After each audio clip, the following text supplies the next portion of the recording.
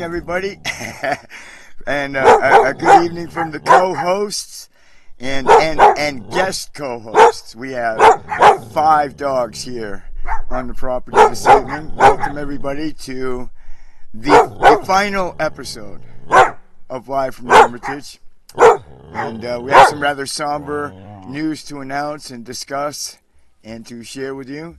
We appreciate your company this evening. This is not a particularly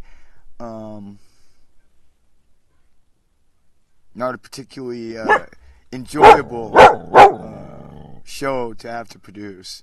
So, for our friends of the channel and you know, people who have supported us and the Hermitage all this time, thanks for being here tonight, and please stick around. And what I'll try to do this evening is to explain to you and why we have to shut this project down, and what it means to us that we're shutting it down. And so we're going to go over all that tonight and say hi to all of you. So please say hello in the chat if you're here, if you're lurking. And I guess I'll start. Oh, hold on. We have an emergency. Okay, we'll get you. I'll get you covered, baby. What's wrong, hon? Okay, now you're okay. I should have given the standard caveat that I always give, that anything can happen during our live streams. I guess I'll start with just where we are. I was going to do the last show live from the Hermitage, which would have been, you know, obviously quite appropriate, right? But I didn't have the heart to do it. I'll be honest with you that my heart was so heavy. I love that place and that property, that land up there so much that I just couldn't bring myself to do it. And I'm spending anyway, in any case, I'm spending the holidays, the Sunday, the Easter Sunday. Happy Easter, by the way, to everybody out there. I hope that you'll be with you and yours and your family and be happy. We will. We will be. I think Easter, you know, as a former Christian, Easter still means a lot to me, and it certainly means a lot to my family, who love the holiday. It's going to be a good meal, and there's going to be Easter baskets for all the doggies. Yes, it's like that up here. We're like that, but and so it's going to be a lot of fun. I hope that you will enjoy your Easter with you and yours. But since I was already had to sort of be down here, I'm at my the homestead. We were at. In fact, we got the logo behind me. You maybe will see it when the sun goes down a little bit, or we'll put some light on it. It's too bad, really, but it's behind me against the tent there. But that's the logo for Destiny's Haven, and that's the name that my sister has given to her homestead here in the MRE, which is the same area where the Hermitage is. And so we're at her homestead right now, and she's been really working hard the last like maybe 48 hours non-stop, because she knew that she would arrive, you know, sort of just before Easter, and she really, you know, puts a big deal on. Easter's a big deal, right? And so she's just been knocking herself out, cutting wood, and just, you know, cleaning and setting up stuff because we just arrived. We just got back here into the MRE, and especially my sister, who spent the winter down in the campground in town. And so we got her RV up here on the property, and she's been just knocking herself out, setting up her homestead, which she didn't really get a chance to, because she left the mountain and went down into pretty much as soon as she got here in October. So didn't have a lot of time on her own property, and is really excited to start the homesteading process. And so it's a lot of fun up here to do this, and we're staying up here, by the by. I guess that's where I am. We're not actually at the Hermitage, and I wish that I could have done that for you all. I really do, but my heart was just too broken. And when my sister invited us over for Easter Sunday, I just decided that I would come here and gain the solace of my own family in this incredibly sad moment, to be honest with you. I guess just to start with the plain, spoiler announcement, and that is we're going to be shutting down the Dharma Wheel Hermitage project, and we're going to be closing the Hermitage. And so that's what we're here to sort of talk about tonight. And I guess so to begin with, and I'm going to try something I've seen done before, see if I can get away with this. That way I can kind of sit back a little bit, because tonight's show will be mostly me trying to help everybody out there to understand this decision. I think I want to begin at the beginning. About 3.5, almost 4 years ago now, it was 2 boys then. I had 2 boys, Xander and Xavier, my two Bodhisattva dogs, and myself. We created a camping kit, if you will. Excuse me. Using typical very lightweight mountain gear, mountaineering equipment, to put together a camping kit built on a gorilla cart. For those who don't know what it is, it's a stainless steel wagon, and very, very rugged. It's got very nice wheels on it. So we built this kit, and because Xavier couldn't walk a lot, he's a very tiny dog, he's a Chihuahua, we built a little basket at the very front. Like he had a little place, the little Xavier throne, where he could ride safely in the wagon, and then me and Xander would pull the wagon around and do our life, which was essentially the life of an itinerant Buddhist hermit. We stayed alone. In the evening, we went as Buddha preached himself, we went to the edge of the village. We went to the edge of our little area where we lived, in the urban area, and we went out to the wilderness, and we made our camp for the night, and then in the day we would come into mostly a shopping center that was kind of the center of our life, and we didn't do any sort of begging or fly any kind of sign or ask anybody for anything. Our goal was very focused and very pure. We would stick with just trying to make people happy, not even enlighten them, just to try to make them smile. I mean, if we managed to enlighten one along the way, that's okay. And so we went out with that intention every day, and to that end, a lot of times what we ended up doing was picking up garbage.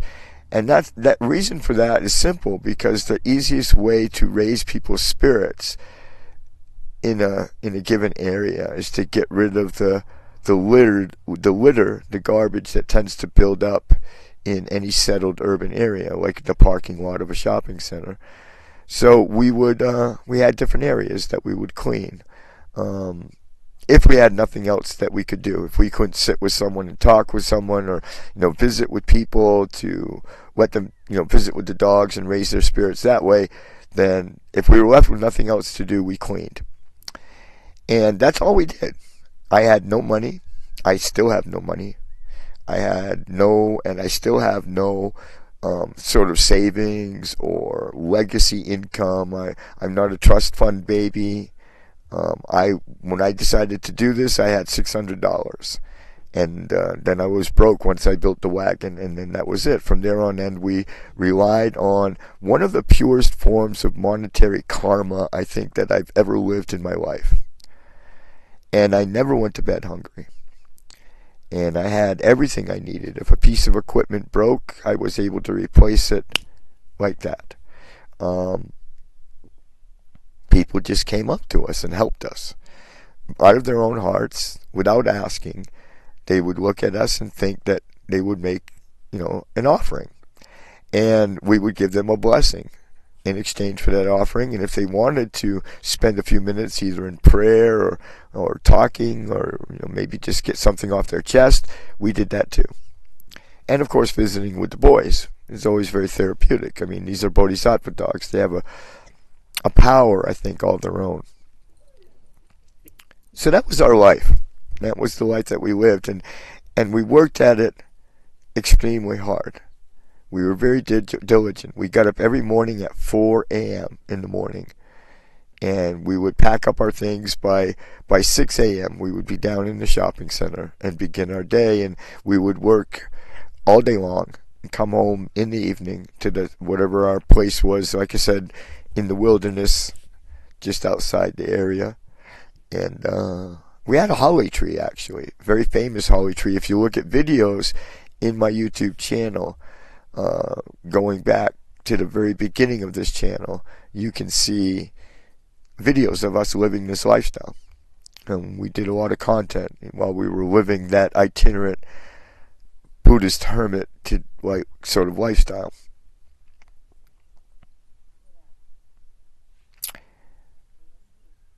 It was very rare.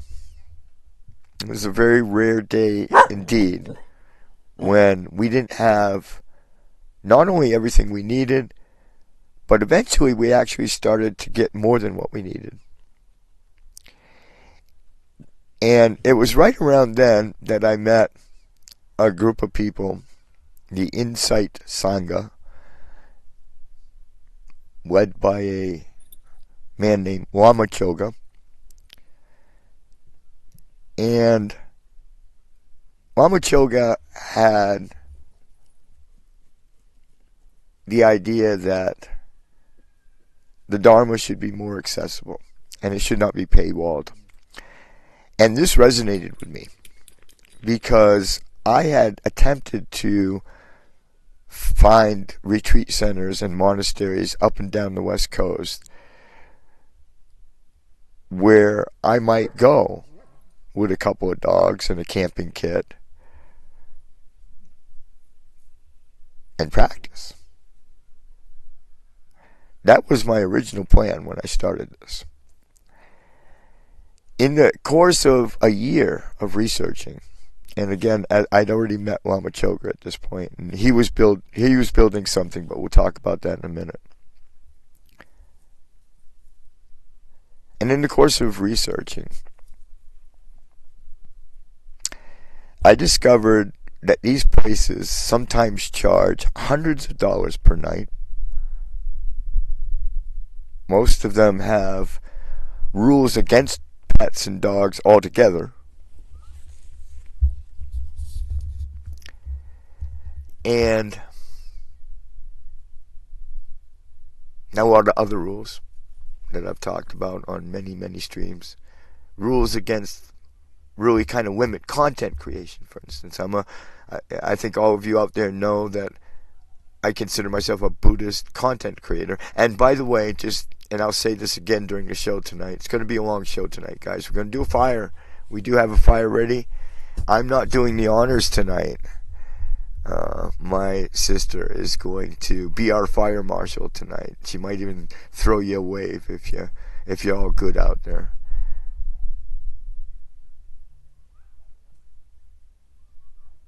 And in the process of researching this and discovering these places with all these rules and restrictions and no filming and no dogs and price tags of $100 or more a night, and it occurred to me how odd that was.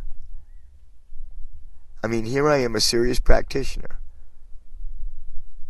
I have, not only do I practice, I walk the walk, I meditate every day, I say the prayers, but I'm taking academic courses. I am signed up right now for a course at Columbia University in the history of Tantric Buddhism. And I've taken many, and I'm going to take many more. I'm actually signed up for several.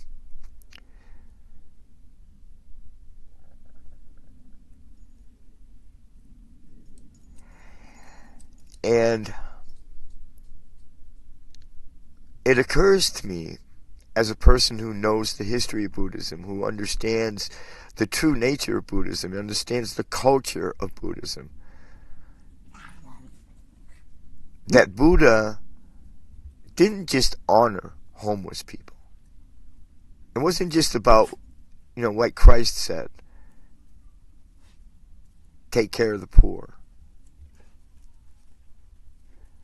Buddha viewed homelessness as the ultimate path to enlightenment. And I think that this point, which I'm going to bear down on a couple of times tonight at least, needs some thought. Because these meditation teachers out there that are making the rounds on YouTube, the people that are doing this sort of internet guru or sort of movie, the high and mighty lamas out there on YouTube, I think have really lost the plot. Because when we, in the West at least, I heard in the East it's still fairly not like this. That hermits and yogis and monks are honored. They're immediately, given offerings whenever they're seen. Whenever any of them try to get together and build a monastery, it literally sprouts out of the ground overnight because the donations pour in, not from rich people. Like the cathedrals in the Middle Ages, these places are built with the pennies of the poor.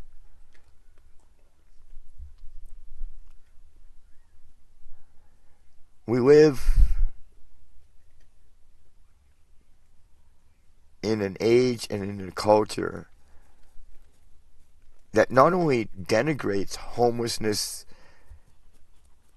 persecutes it, but completely fails to understand the spiritual value and the spiritual nature of this type of lifestyle.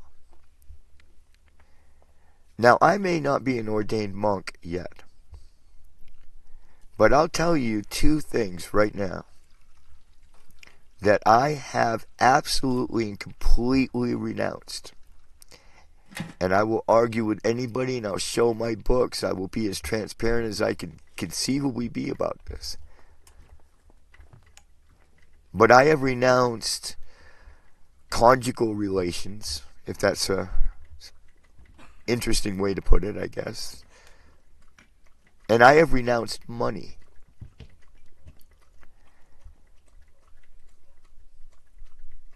And I do not believe that many upper middle class people, I don't think there are many. Only the ones who got there from being here. But the ones who are born into privilege, the ones who are born into with wonderful parents who had plenty of money, they went to all the right schools, they take European vacations. When they want to build something, they just buy it. Those people in the West, there is a divide there in understanding. There's a divide in worldview. And what ends up happening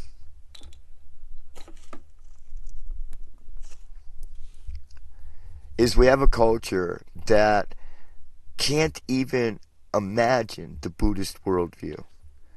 A laissez-faire capitalistic society based on greed that not only cannot spiritually value the homeless state, the renounced state, which once again is the one, pretty much the only path to enlightenment. Buddha made that clear, and any lama or any monk in the world can come on this show and argue with me, and I will back it up with scripture. So you can take all the meditation classes you want. Any lama in the world can promise you enlightenment in this lifetime. And they do. I've heard it so much it makes me nauseous. That's what's on the tin. Vajrayana Buddhism. Enlightenment in this lifetime. Not if you're living in a 5-bedroom house with hundreds of thousands of dollars in the bank. No, you're not. I don't care how many tantric practices you do.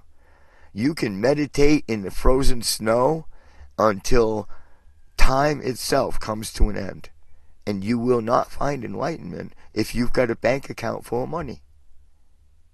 They don't want to tell you that. Nobody in this content business, this internet Sangha business, a few, I shouldn't say nobody, because I have monk friends who do this right, who understand what's going on, who are also building places like the Dharma Wheel Hermitage that are a solution to this problem.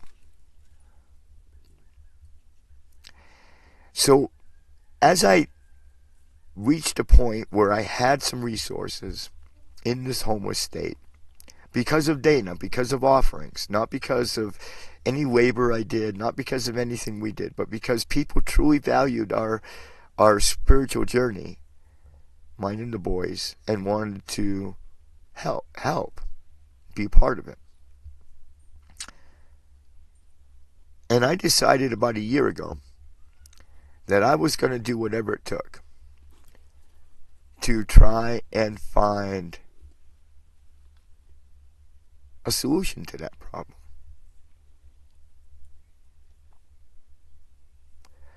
And I imagined that it would be a small, very humble, few acres of land, raw land, with a very rustic hermitage.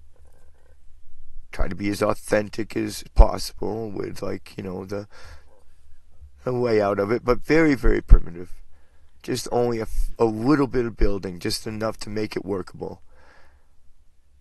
Off-grid, out here in the mountains. I don't know if you can hear how quiet it is right now, but if the dogs don't bark, it's pretty beautiful. And the sun's about to set in front of me here. God's country, really. That's what they call it. And so, about a year ago, I got the idea that we could do that. That maybe the resources that were coming in would be enough. And if I could keep the budget super, almost crazy low, like just in the single thousands of dollars, literally low, okay, that perhaps with the help of the internet, with the help of Sangha, with the help of lamas with deep pockets who really need some help renouncing. So we would give them a way to do that and earn merit and everything. And I really thought I could make it work. And what really encouraged me, first of all, was to find a place that, although I couldn't visit it from the pictures, I found a very honest real estate agent. And I gave him an incredibly crazy fucking... I'm sorry. I'm kind of upset. Sorry I dropped an F-bomb, guys. I gave him a really crazy, upper limit, $5,000. I mean, that's insane in the California real estate market. That's an insane price. And I said, that's my limit. That's what I got. That's how low the mortgage has to be for me to be able to make it. And we didn't just find one nice plot up here in the mountains. We found a couple. And my sister took one as well. Decided to move out here from New England and do her own homestead, which is, she's very, very grateful for her hospitality tonight. This is where we're doing the show. And so I put up a website, www.dharmawheelhermitage.org. And do forgive me if it's not there. We'll get into that in a minute. But that is the website we put up a year ago, before we, actually technically before we bought the property. And then the next kind of line in the sand that I drew to see if this would be workable, before I gave up my life down there in in the Bay Area was, could we build a homesteading kit? Would people kick enough? Would this karmic largesse that we had run into, would it fulfill the needs of building a homesteading kit? So I'm very good at this. I've lived a very interesting life, and I've done this a lot. So I was able to put together a list and a budget of what it would take to come up here and be able to face the winter. Because right away we would have to do that. As some of you might know, I did for a while, survive in tents, right? So,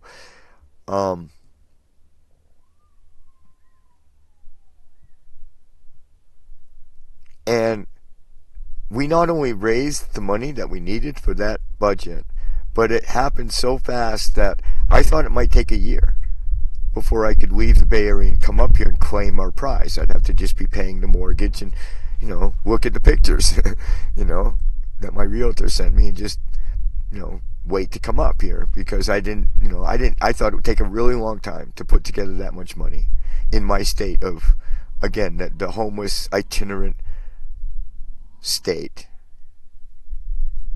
Wandering hermit is the term I like the best. But it happened very fast. And I knew as we approached summer of last year that I would be able to do it.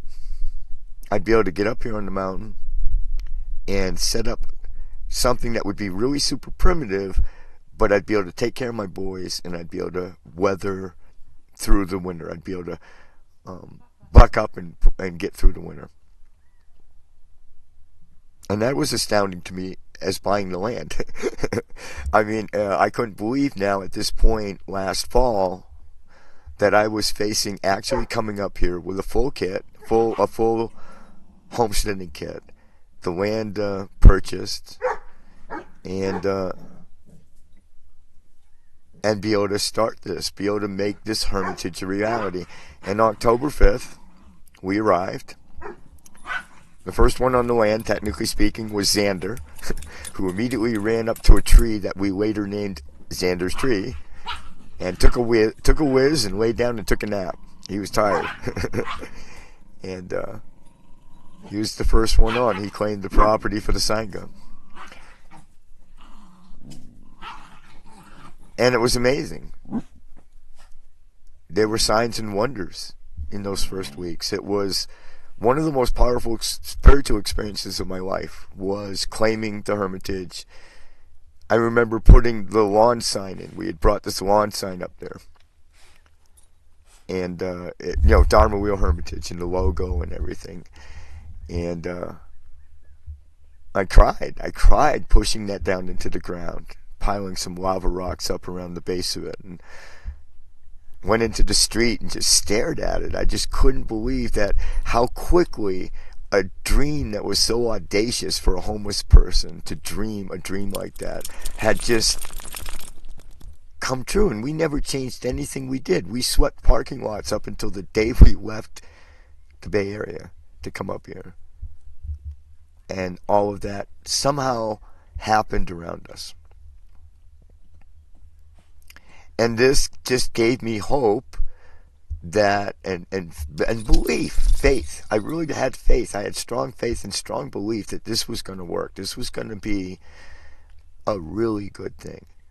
It wasn't just myself that would be the warden of this hermitage and the spiritual, benefactor of this hermitage. This would be an open place where the poorest of the poor, where Buddhist content creators from all over the world, where lamas and monks from all three schools of Buddhism could come. They could do retreats, and there would never be any thought of money. If you're rich, give a donation.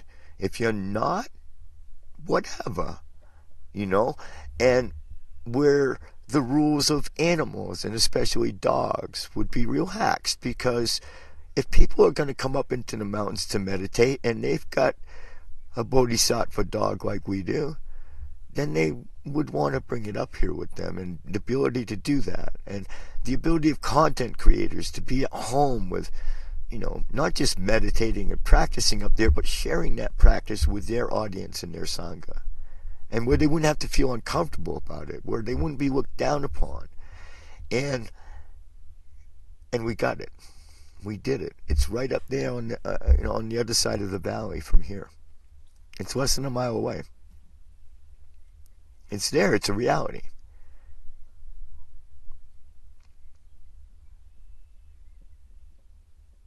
It's there. Okay? We did it. We did it for us, and we did it for you.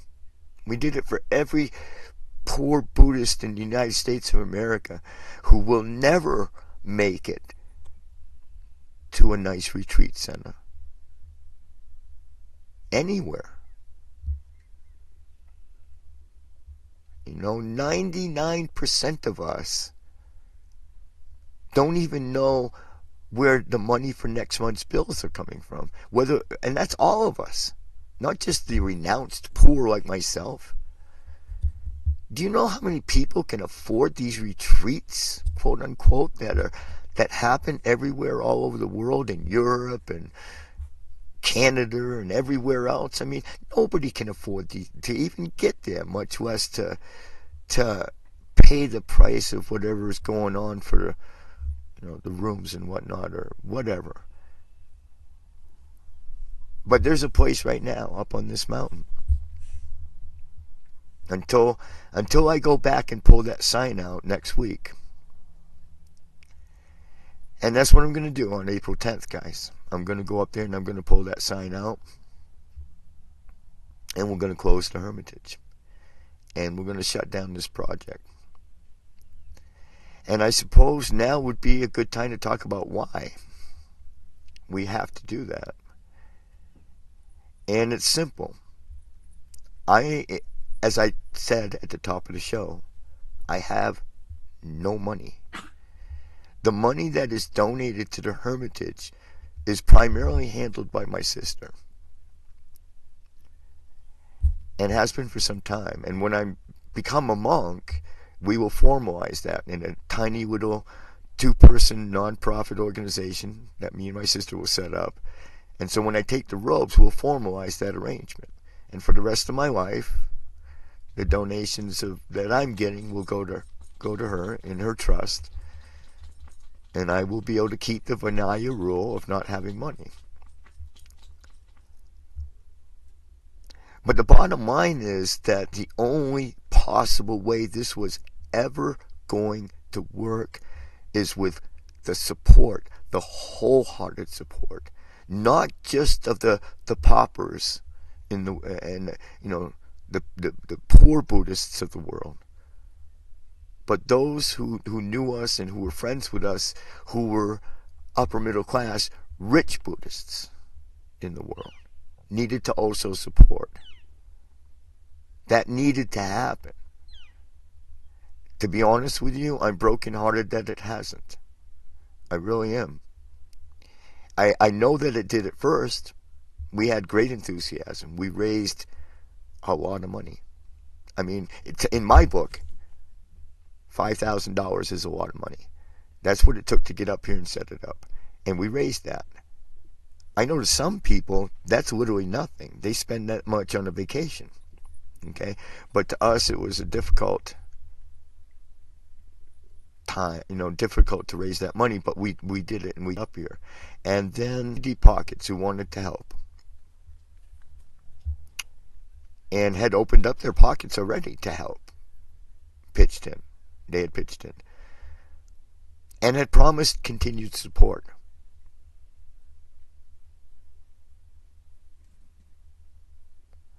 And that continued support did not materialize.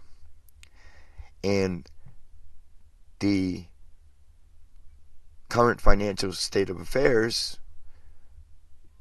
and I've been putting out as much content as I can. That's why this content comes out now, is to try to support the Hermitage. Every single thing I do, the book I wrote, the YouTube channel, all of this, every dime that this generates goes to the Hermitage to support it. All of that has gone off a cliff, to be brutal about it. And guys, the money just isn't there to go any further. I waited as long as I could. It's been that way for a couple of months, actually. But I've struggled. I've eaten macaroni and cheeses night after night to try to save this place. I have begged the rich llamas of the world to continue to help. Literally begged. Literally begged with tears in my eyes. I have done everything I can. And in the process of working that hard, straining that hard to try to make this work, I've let my own practice go. I've let it go.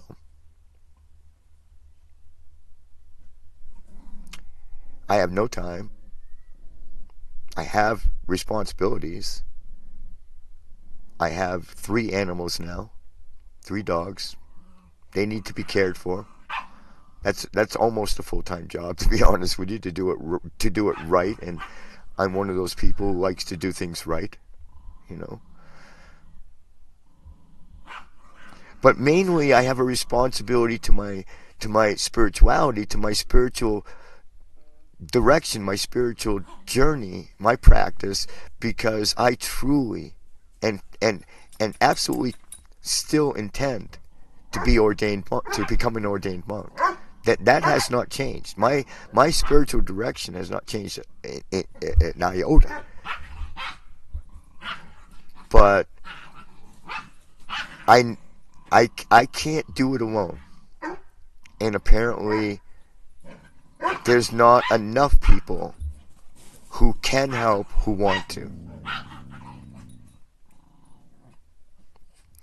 And we waited as long as I could. I did. But if I wait any longer, I will truly be so underwater that I will be in trouble. And I'm not gonna do that. I'm not gonna dig a hole that deep for me to climb out of. So April 10th is the day that I have set. And on April 10th, I will remove the website from the internet, and I will, if it's not already removed, because that bill came due this month too, as well, because it's been a year since I put the website up, and we pay every year, right? So that bill came up this week, and it ain't happening. I don't got it. So there's no donations there to cover even the website, and so that will go down on its own. And I will go on April 10th. I'll try to take a video if I can bring myself to do it, and I'll post it on my YouTube channel, which won't go away. I mean, this show comes to an end tonight. This is the last episode of Live from the Hermitage, but the channel itself will persist, and I have other things, other Dharma content, Dharma-related content that I'll be putting on there. So I'm not going away, guys. For those who don't like me, I'm sorry, but yeah, I'm not leaving the internet. I'm just closing down the Hermitage and shutting down that project. I'll do it on April 10th. If any folks have any questions about that or concerns, especially people who have already supported our founders, for instance, who paid $300 each to become founders of the Hermitage. If anyone has any transparency questions or just any questions at all or any issues, just write in the website, through the website, or there's always an email address at the bottom of every description of every piece of content that I put out. There's an email address at the very bottom of that description. You're free to write to me with those concerns or questions or commiserations, prayers. I'm not worried about our personal future. I want to be very clear on this. I'm not concerned at all for me and my boys. I can support me and my boys, and I always have. With the content that I create and the things that I do on the internet, I can completely continue to support me and my boys. So we're not in any personal, I want to make this clear. We're not in any personal danger or any personal problems. It's the Hermitage that I cannot carry any longer. That project I can't carry, and so we'll be closing it. And for those who supported very, very much, who gave, many donations, I'm very sorry. I mean, I know that you made an investment, in a sense, a karmic investment, and also probably really wanted to come here, a lot of you. And I'm sorry. I did the best that I possibly could, but I feel that I will be damaging myself. I'll be degrading the lives of my beautiful Sangha doggies, and also I'm not even able to be there for family, like my sister who's homesteading up here and whatnot. Sometimes I go weeks without even being able to see her or come down here and visit, and I feel like all of that is because of the fact that I'm trying to do this alone. And that was not the plan. I know that certain content has been put out lately. I'm not going to name any names or channels, but I just want to say that was not the plan. I had a plan, and it worked. And that plan was reasonable, and it should have, in all logicalness, should have continued to work. So, for the person who put out the video about hermits being on a mountain and having a plan, we had a plan. And we had a plan. Trust me, we had a plan. It was a good plan. And we have a hermitage. I have a hermitage right up there in the mountain. The plan worked. Okay? But the plan was that people who made commitments, especially for support, would continue those commitments. But also, it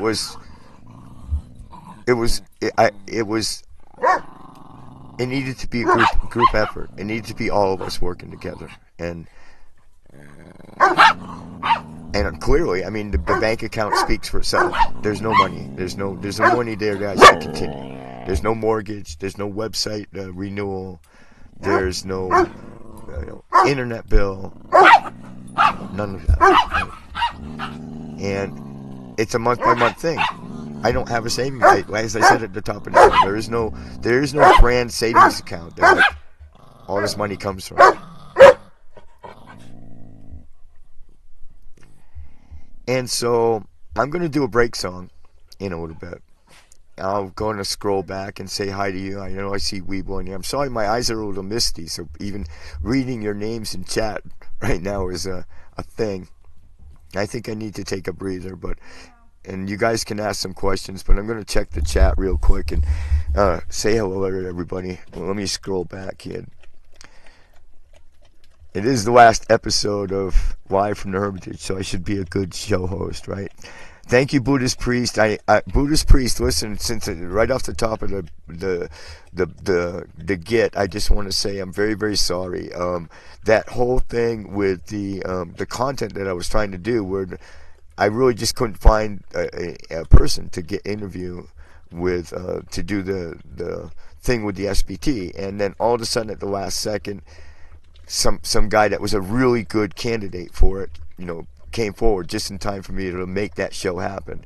And I would have gotten you this week and written you, except this came up. So making it a moot point. But when I find out what sort of live show I'm going to be doing next, when I sort of get my next sort of podcast together, you'll be one of the first that I contact to do an interview. I love your music. I want to thank you for being a part of the audience. I hope you'll keep being a part of the audience when I do something new. I hope you follow the channel. And I really do apologize for putting you off. It's been a really tough 2 weeks dealing with this. So I knew the end was coming for a minute.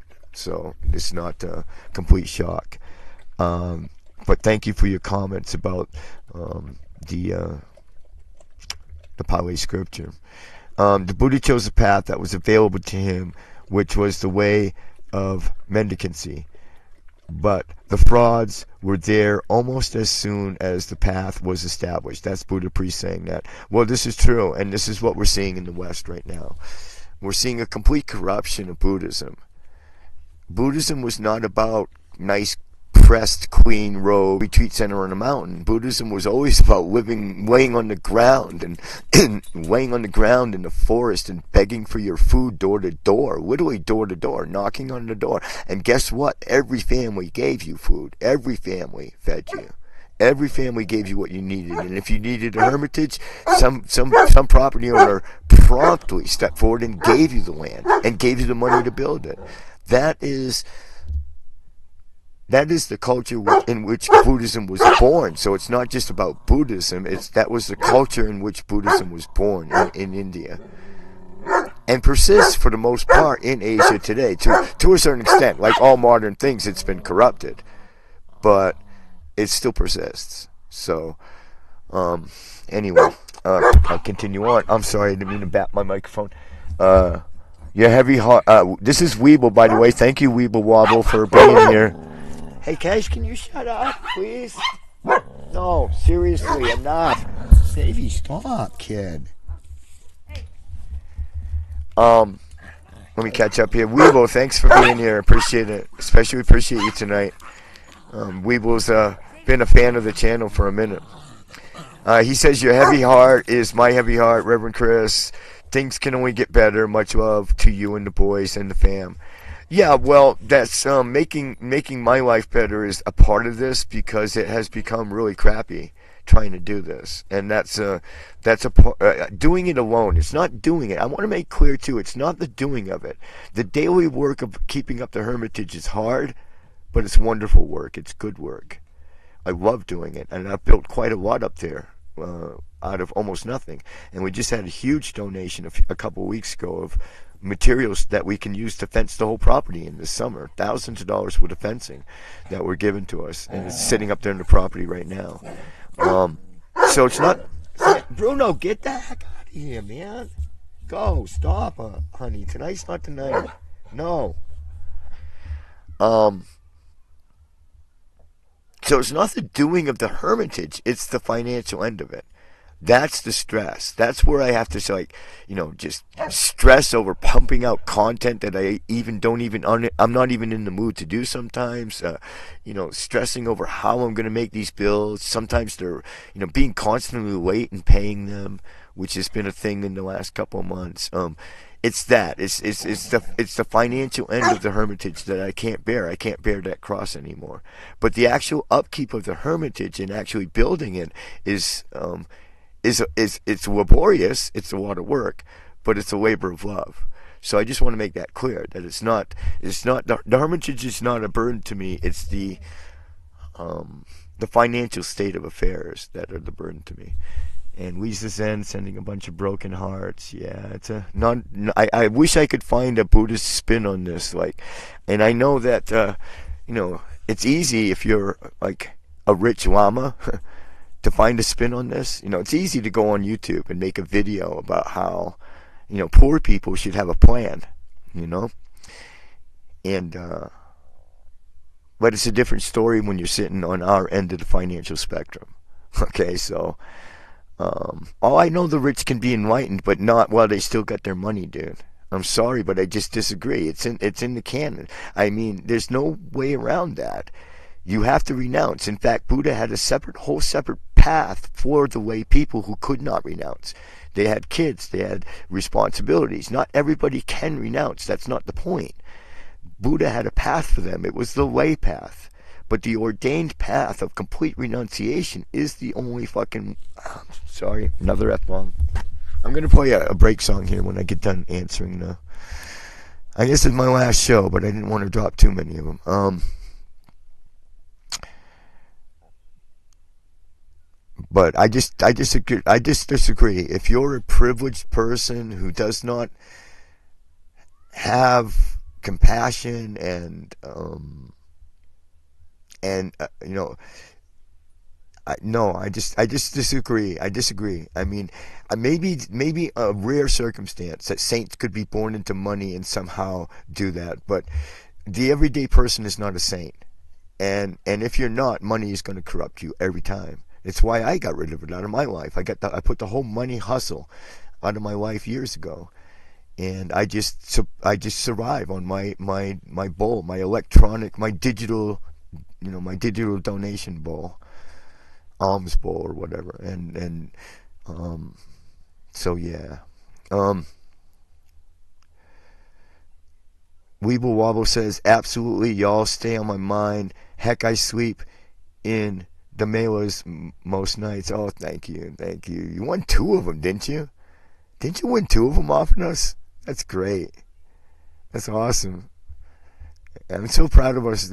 So proud of my sis, man, who took the responsibility for getting all those prizes out. I don't know if I could have done that. She stepped in without me asking her, and took over the job. So you can all thank Zen for all the mailers all around the world that went out.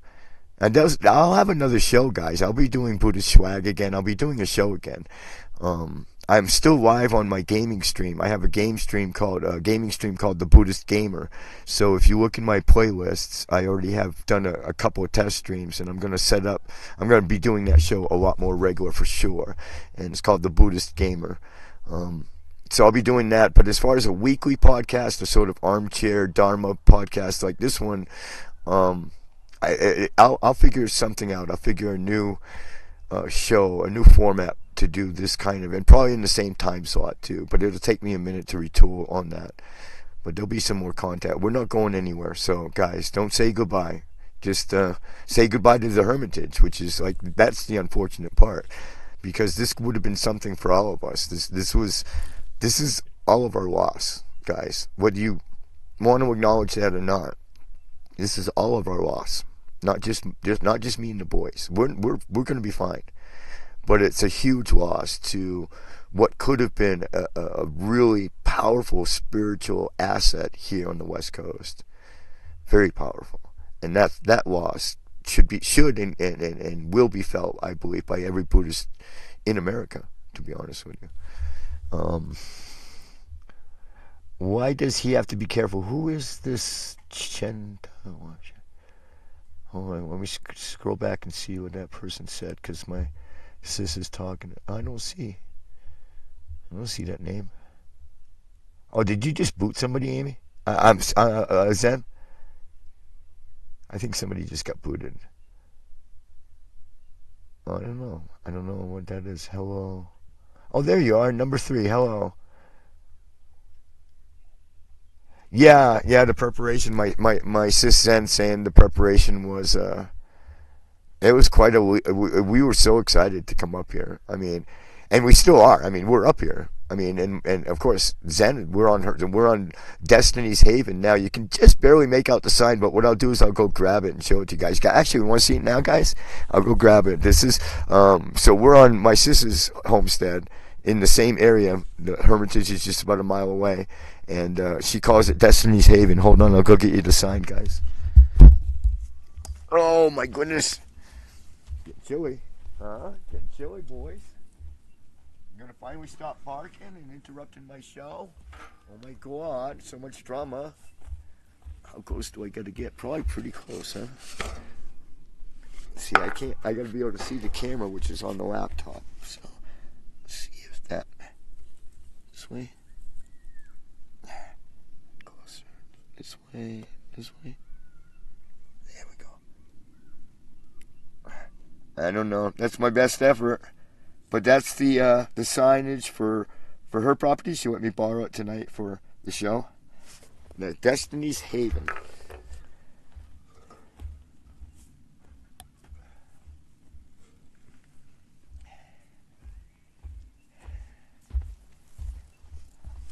And so again, to thank Zen for the hospitality too of having us for Easter. I mean, that's why ostensibly why we're here, and then also letting me do my show from up here, because I really didn't want to go back to the Hermitage and do it alone. And Zen says a thank you to everybody who's here. Our hearts are indeed breaking tonight. We really are. Weeble gives a prayer in the heart.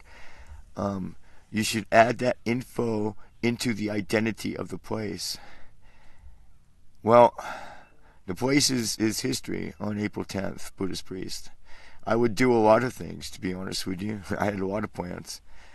But we're shutting it down on April 10th. So Please like the stream, guys, and subscribe, as my sis mentioned in the chat there. That helps the channel, because the channel will continue, and it is my income. I'm a content creator, so please do support me. And if you'd like to support the channel, if you look in the description, look for the Dharma Bum Productions donation link. And this channel has its own donation page. So if you'd like to support this content, then please do. And I'll during the break song, I'll shoot the link for the stream tips as well.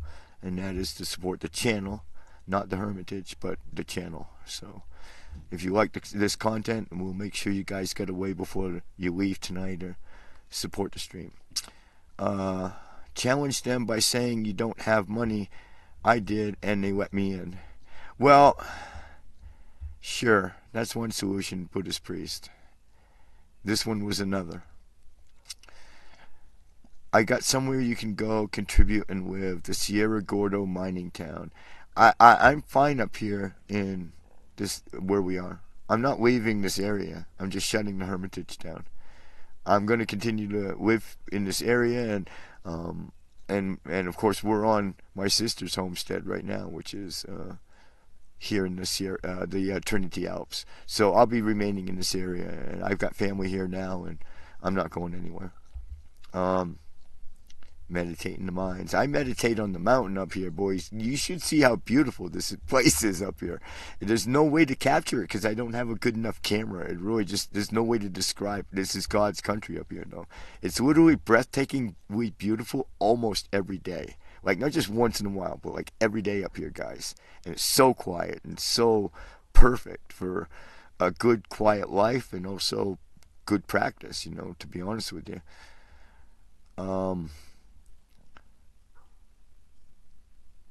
I missed something.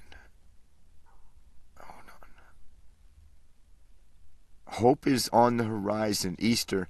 Yeah, my sis is big on Easter, and she's really uplifted me. Really being here with my family, I have to say, has made this process a lot less heart-wrenching than it is. And to be here and celebrating a holiday, I'm determined we're going to have a really good day tomorrow. It's going to be fun.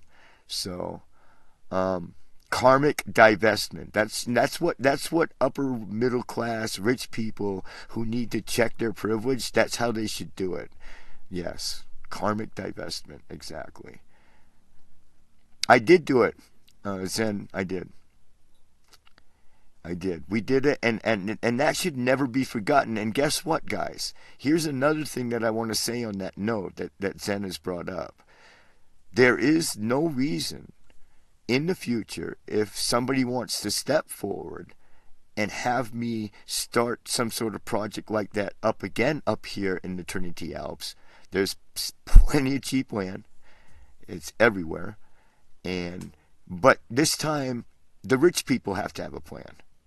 Not the poor people, like somebody just put a video out about. But this time, the rich people got to step forward and have a plan. And then maybe I'll do that for the Sangha. And we can call it the Dharma Wheel Hermitage. And just for that reason, I'm not going to throw the sign away. I'll put it away. And if some rich person wants to step forward and say, hey, you know, that's too bad that you did that thing years ago. You want to do that for us again? And I will do that. Okay? But this time, it's not the poor people that got to come up with the plan. It's the rich people. Oh, hi, a new person that I don't know if I've even seen you.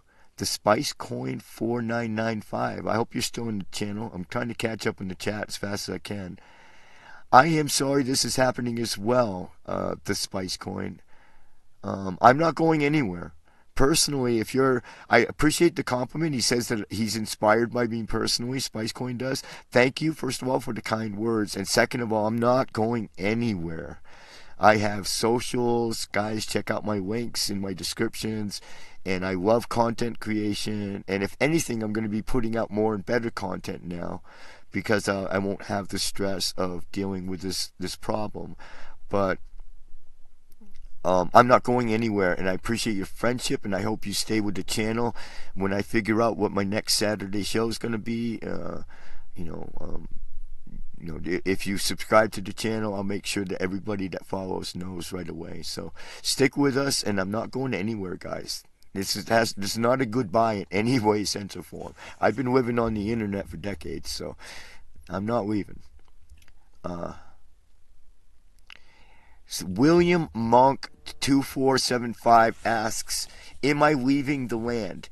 I will, unfortunately, by sometime after April 10th, when I shut the Hermitage down. At some point after that, I will, in fact, have to. Yes, because there's no mortgage. We have a mortgage. It's a small note. It was originally a $5,000 note, and we paid off about 275 of it so far. And so it's a note, and I can't make the payments on the note, which are, believe it or not, William Monk, about $65 a month. Can you imagine? There are people who have listened to these streams who leave that much in tips in a week on the table for waitresses. Okay? I mean, literally, it's small change to, millions of people. But it's enormous to a person who has renounced money. As maybe your name might indicate, William Monk. Because if you're a monk, then you know that $65 can be enormous if you've got nothing but pocket lint in your pockets, right? So, but Zen is not leaving her land. And so I don't know if the question was directed at Zen. I will eventually, sometime after April 10th, I've already begun clearing the land. I'll take the sign down on April 10th officially, and then begin in earnest clearing the land. But there's no way to pay the mortgage on the Hermitage. So yes, I will personally at some point, have to leave the land, because I'm I mean, not immediately have to leave it, but yeah, within some period of time after April 10th, I will have to leave the land. But we can gain more. There's plenty of cheap lots up here. So back to the point I was saying, if any rich people want to come up with a plan this time, I'd be glad to do it, and we can just go get another lot. It's pretty easy up here, and there's a lot of good looking properties up here. So for 5,000, believe it or not. It's almost sunset. Actually, just past it. That's what Zen was saying here. Oh, I missed something. Almost sunset. Weeble Wobble says, "Be free and love it." You're right, Mr. Weeble. You are right, Mr. Weeble. And so, he's commenting on Zen's sign. I get it. So I'm back to where I held up the sign. Okay, so trying to catch up, guys, in the chat. Sorry, I'm slow at it too. Yeah, Zen designed it, and it's metal. It's metal on wood. It's beautiful, and it's a weatherized metal. Like it's like been painted with like stuff that, and it's for outdoors. So it's beautiful. Yeah. Thanks again, Jen, for letting me borrow that tonight. That's really cool. Yeah, it is. It was really cool, Weeble. And User ZX, we're going to call you User ZX. Can you grow magnolia trees up there? I have no idea. I don't know, Zen. Have you ever heard? Maybe Zen will look it up for us and find out. She knows how to look up she's really used to that kind of research. I tell you what, if she doesn't do it this show, we'll get back to you about that, okay? We'll find out if magnolia trees grow up here. And Zen is thanking Timothy for his kind words. I'm not sure which one of you is Timothy, so thank you, Timothy, also for your kind words. The Spice Coin says, I've been watching you since the beginning. I bought your book. Thank you. You're one of a very, very small and elite group who now have possession of my book, which contains all the secrets of the universe, guys. Not even joking. Like, the Spice Coin is probably now so enlightened that he floats when he walks down the street because he read my book. So you guys really should go to Amazon or go to Barnes & Noble and search Vajra Cave, and you should do what Spice Coin did. You should be more like Spice Coin. Thank you, Spice Coin, for buying my book. I appreciate that. No, don't worry about it, Spice Coin. None of us do. But there are people about, trust me, that do. And my words are directed at them. They know who they are. Trust me.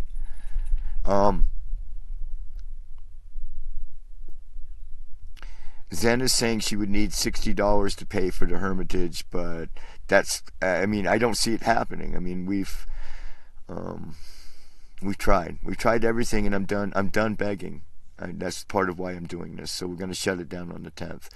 But yeah, that's the size of the payment that's due. It's a mere $60. Okay, look, guys, I'm going to do a break song. We're doing a usual stream, 2 hours at least. So hang out, and then I don't know what we're going to do in the second half. Sit around and light the fire. We're going to have the fire mistress herself, the mistress of the property, come out here and produce some flames for us, because I'm freezing. And we're going to sit and hang out with you, and maybe we can talk about, after the break, we'll talk about a break song, we'll talk about some more positive things, who knows. But I love you all. Thank you for being here. Thank you for listening and helping me get through that announcement of what we're doing and what's going on up here. And I really appreciate all your kind words, all of your compassion, all of your love. It's felt deep in our hearts. You have no idea how much me and Zen talked today about all of you out there and how much we love you all. You've been on our hearts for weeks, but especially in the last couple of days, as we realized that this is what we were going to do.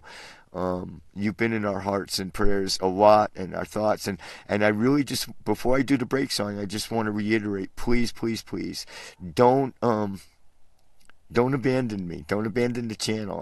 I'm a Dharma content creator. That's how I started this, and that's how I'm going to end it, and I'm not going anywhere.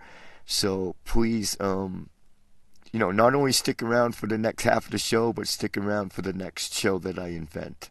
And I promise it'll be just as good as this show, so, or maybe even better, who knows.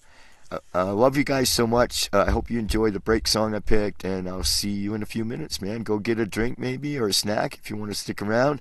And as soon as the break song's done, Zen's going to come out and ignite the bonfire for the evening. It is the last, for now, fireside chat with the Dharma Bum and Boys. Love you guys so much. See you in a bit.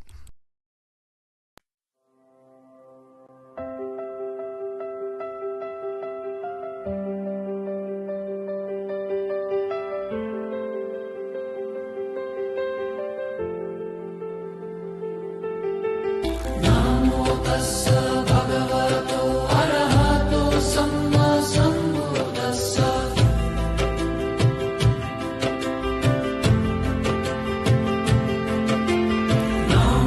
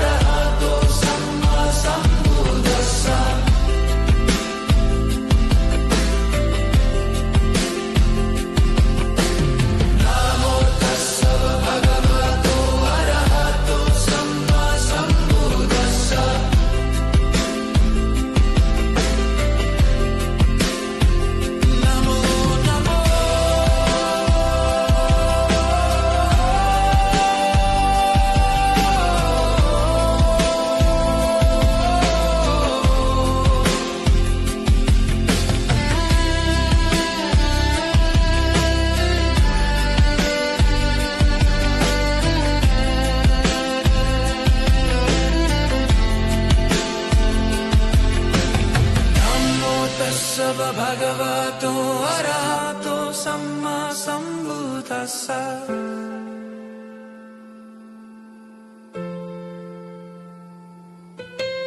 Namo tassa bhagavato arahato samma sambuddhassa.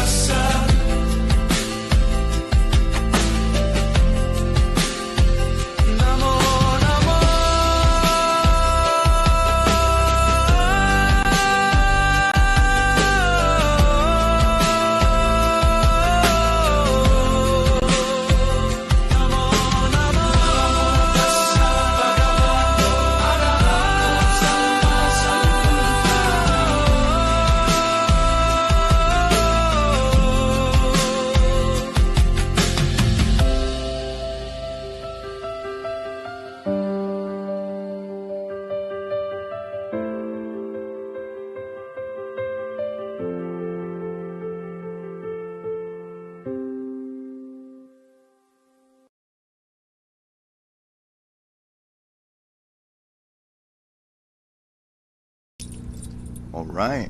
I hope you guys liked that song. I did. Thank you all for being here. So, in the second half of the show, let's talk about Easter, man. Anybody out there doing anything for Easter? Weeble, Spice Coin, GZ, ZX or whatever. Any of you guys, what are you all doing for Easter? We're having, I think, a roast. And I don't know. I'll have to have Zen maybe tell me what we're having. I know there's a roast involved, and but I got to tell you that Zen is literally like the best cook I ever have known in my life. Second only to me. Like really, seriously, second only to me. I'm the most amazing cook in the world, of course, but I mean that goes without saying. But I'm gonna come out here and get hit behind the head with a spatula. You watch before the stream is over, dude. It's gonna be whack.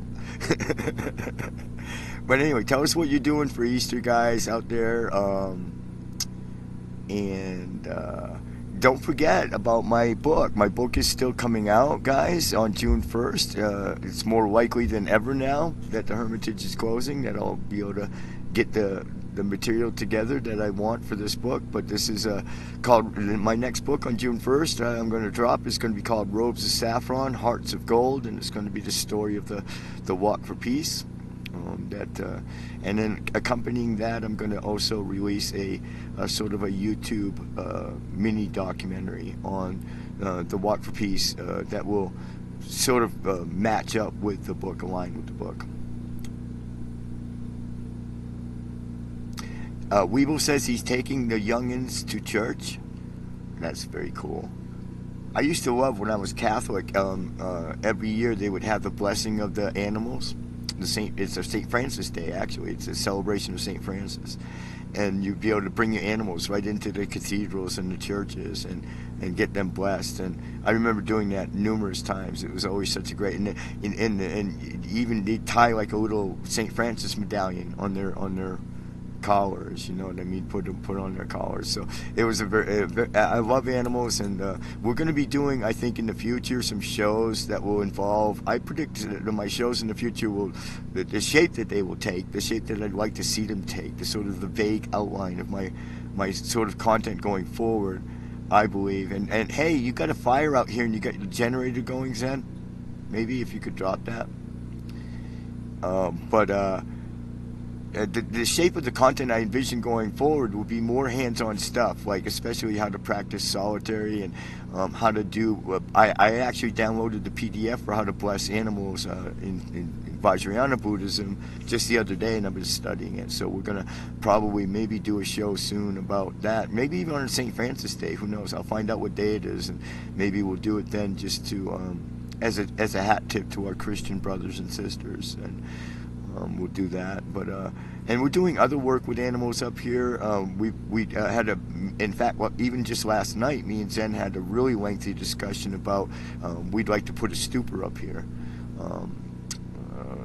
and to sort of a little grotto to sort of a religious grotto, a meditation grotto to sort of honor a friend of hers. Her name is Christina, who passed recently, and we knew Christina. Both of us knew Christina from all the time.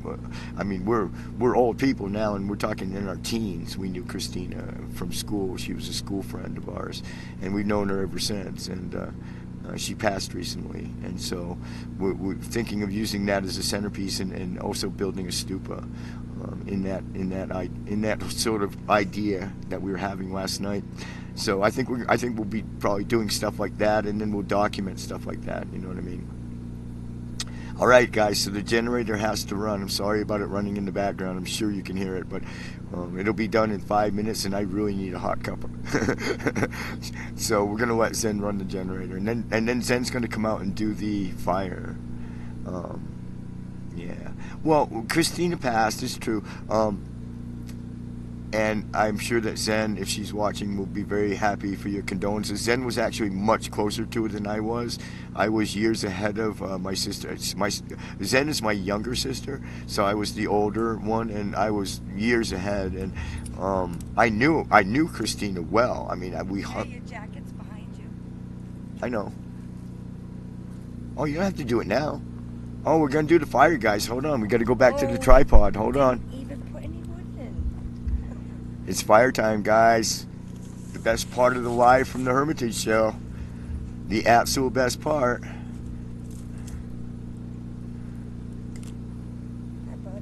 So that's going to happen by in a minute or two. And so, yeah, guys, that's Easter's here. Tomorrow morning. The Lord Christ is risen. Stop.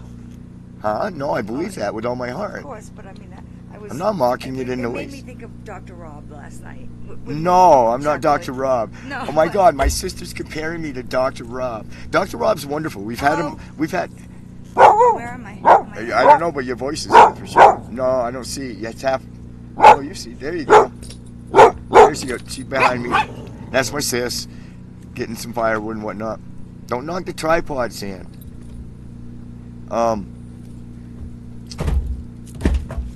So yeah, I mean, and actually the RV I think too is named after Christina as well. So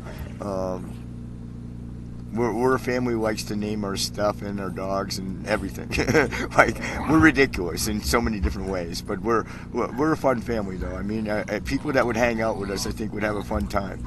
The problem is they got to find us because we're not very social, so we're hiding on the mountain. But I mean, if you make it up here to sit with us and have a fire, you'll find out that we're good people. Or just watch my content. Anyway, look out for my book, my next book, Robes of Saffron, Hearts of Gold. And that content will come out June 1st, hopefully. I'll be dropping. They won't be able to see your fire. They like your fires. No, they can see it perfect. Come here and look. It looks good. Zen is asking what you think of the fire, guys, and so you should tell her it looks great. It looks huge. It looks like a bonfire. There's Zen again, guys. See, I just said that's her first and last appearance on Live from the Hermitage. That's it. Imagine that, guys. First and last live appearance of the infamous, famous Lisa Zen 89, my sister, best sister in the world, guys. Ain't nobody got a sis like I got. And so yeah, we thank her for the fire. Thank her for the use of her property. Hi, Spice Coin. Thanks for sticking around for the fire. Appreciate it. Appreciate you being here as well. All right, guys. Don't bark right into the microphone, Xander. No. Hey, no. Stop. Guys, no. No, go play. Go save these. No, Bruno. No more. Bruno, no more. No more, I said. I love you too, but no more. Thank you, Weeble. Weeble says the fire looks good, Zen. Yes, she was. She was quite a individual. I think that if I had to sum up one word, the ultimate level of courage that any human can achieve. I guess that would be my one sentence bullet point description of Christina. The most courageous person I probably will ever know. Far more courageous than I would ever be able to be. I mean, I am in awe of that, and it was an honor to know her. And that's my thoughts on it. And there goes the generator. Fireside chat with the Dharma Bum and boys and extras. We got like Zen for you guys you don't know. Zen has 2 Dharma Bodhisattva doggies. One is named Destiny, and the whole property, of course, is named after Destiny's Haven, right? So we have and Destiny is a Bhutic hound, about 80 pounds maybe, and very elderly, very old. I think coming up on 12. Years old on 4/20, April 20th. Destiny will be 12. And then she has a younger dog, Maxwell. I haven't seen him about, but he might make an appearance. If he comes near me, I'll jump out. He loves to jump up on my lap, so I'll have little Max. And Max is a Jack Chi, if you know what that is. That's a crossbreed between a Chihuahua and a Jack Russell Terrier. And he's just a hot ticket. He is just a hot ticket. He's unbelievable. He is just the coolest little dog ever. So we actually have 5 here around us right now, which is quite something. Quite a big dog family, and we love it. This is our whole life, pretty much centers around taking care of these wonderful creatures, and what they give to us is, you could do a whole series of episodes and not even begin to scratch the surface of what they give you back. So, I mean, if I ever do reach enlightenment, it will absolutely be because of these wonderful beings who have come into my life. And I do hope I reach enlightenment someday. And thank you guys also for being here, man. It's been, for a really sad show, it's been a great show in the sense that it's wonderful to have such wonderful people as you guys around to hang out with us. So it's a great privilege. It's been a privilege to be here live from the Hermitage. It's been a great privilege to do this show for you guys.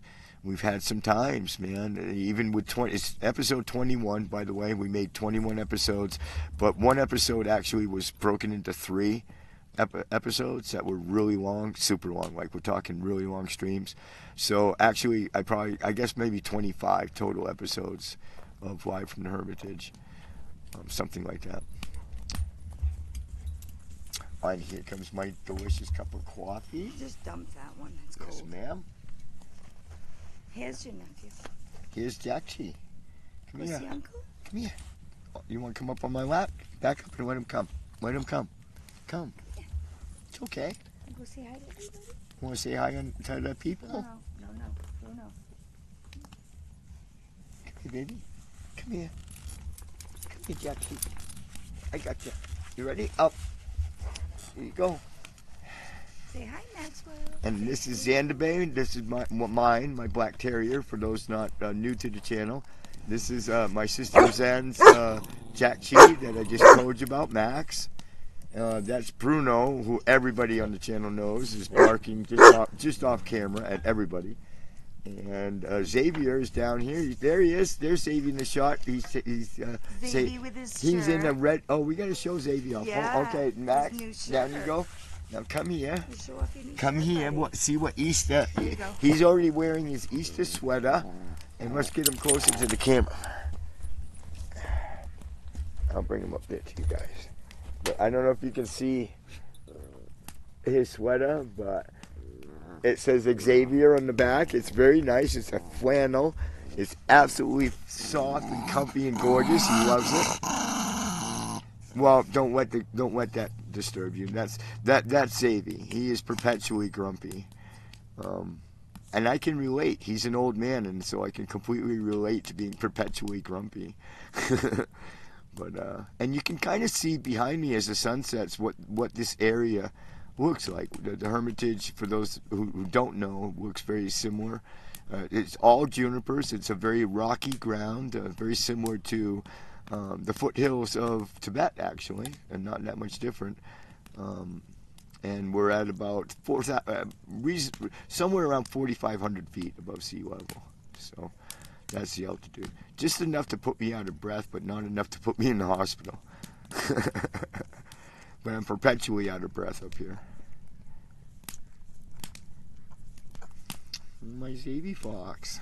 Say hi to your wonderful, adoring fans. Yes. Say hello to SpiceCoin and Weeble and everybody else. Everybody else who came to chat with us tonight. So happy. In such a sad moment, it's so happy to have such nice people, huh? It's not that dissimilar. The SpiceCoin. I've been in that area of the country in Colorado, and no, it's not that dissimilar. No, it's got its own kind of taste and character, though. It's got its own sort of unique, especially the local culture. And of course, every rural area does, right? I mean, they all have their story, right? But I mean, this was gold country. This was in the area where the gold rush was. So, and in fact, I've been told that we can find gold nuggets just laying around on our land, like especially after the rainstorms. I've been wanting to walk the land looking, because that would have been the solution, right? Man, imagine that if there's a $10,000 nugget sitting up on there in the Hermitage. I just gotta I probably step on it every day and don't even know, right? But yeah, there's gold just right on the surface of the ground up here still, from and so it kind of harkens back to the culture up here. Is that's its genesis of the culture up here, right? Is the California gold rush. So it definitely has its own sort of flavor, you know what I mean? And then the land itself, it may be similar to certain biomes, but it's definitely got its own sort of unique, unique thing going on up here. It's very, very amazing. I mean, I love living out on the land. I will always live out on the land. Yeah, I miss Irene. I believe she'll probably watch the archive, and I'll be sad that we didn't get to. But like I said, guys, I'm not leaving. I'm not going away. So, if Irene, if you watch this on the replay, just keep subscribed and look for my next show. I'll be doing a Saturday show almost for sure. I like this time slot to sit and talk with people. So it'll be some sort of show, and it'll be on right about this time. I don't know if it'll be next week at all. That I can't guarantee. Maybe probably several weeks before I can plan how I want to do that. But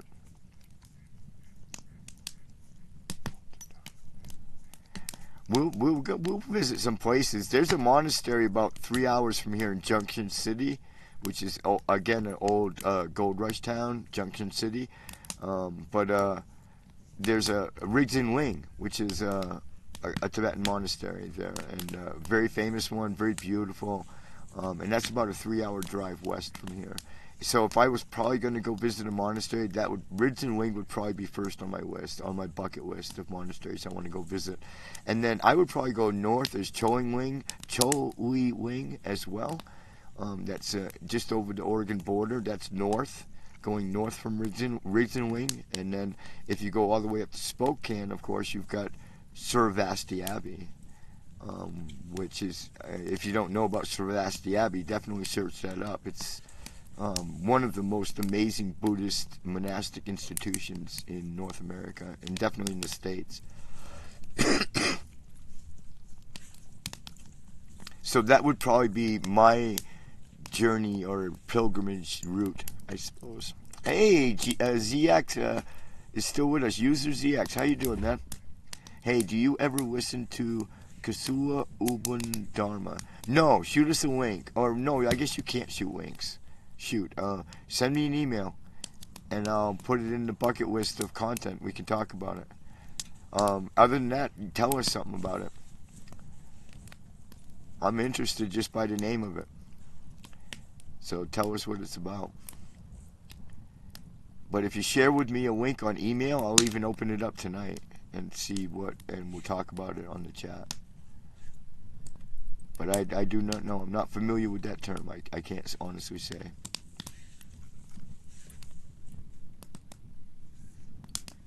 Oh, where did my coffee go? Did it spill? Oh, seriously? I lost my coffee? No way. Did my coffee spill while I was just doing... Wow. Hey, sis. I think I lost my coffee. Guys. Oh, I got cold one here. Oh, maybe it's in there. Oh, there it is. It's in there. Never mind.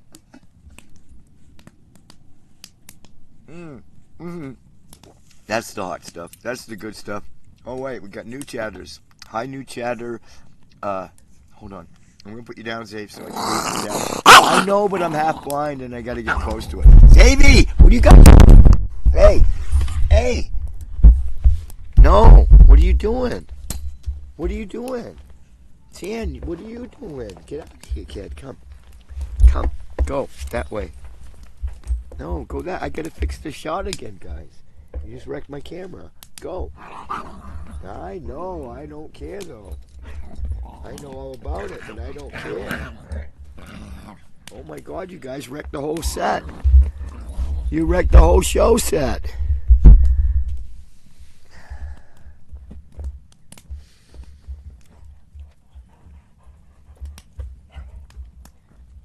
Oh my goodness. I totally can't see my fire. Hey guys, can you scram? Go play somewhere else. I'm doing my show. There you go, Bruno. Thank you.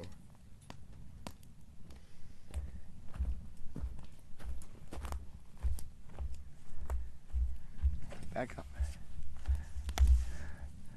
Oh, I totally lost my fire.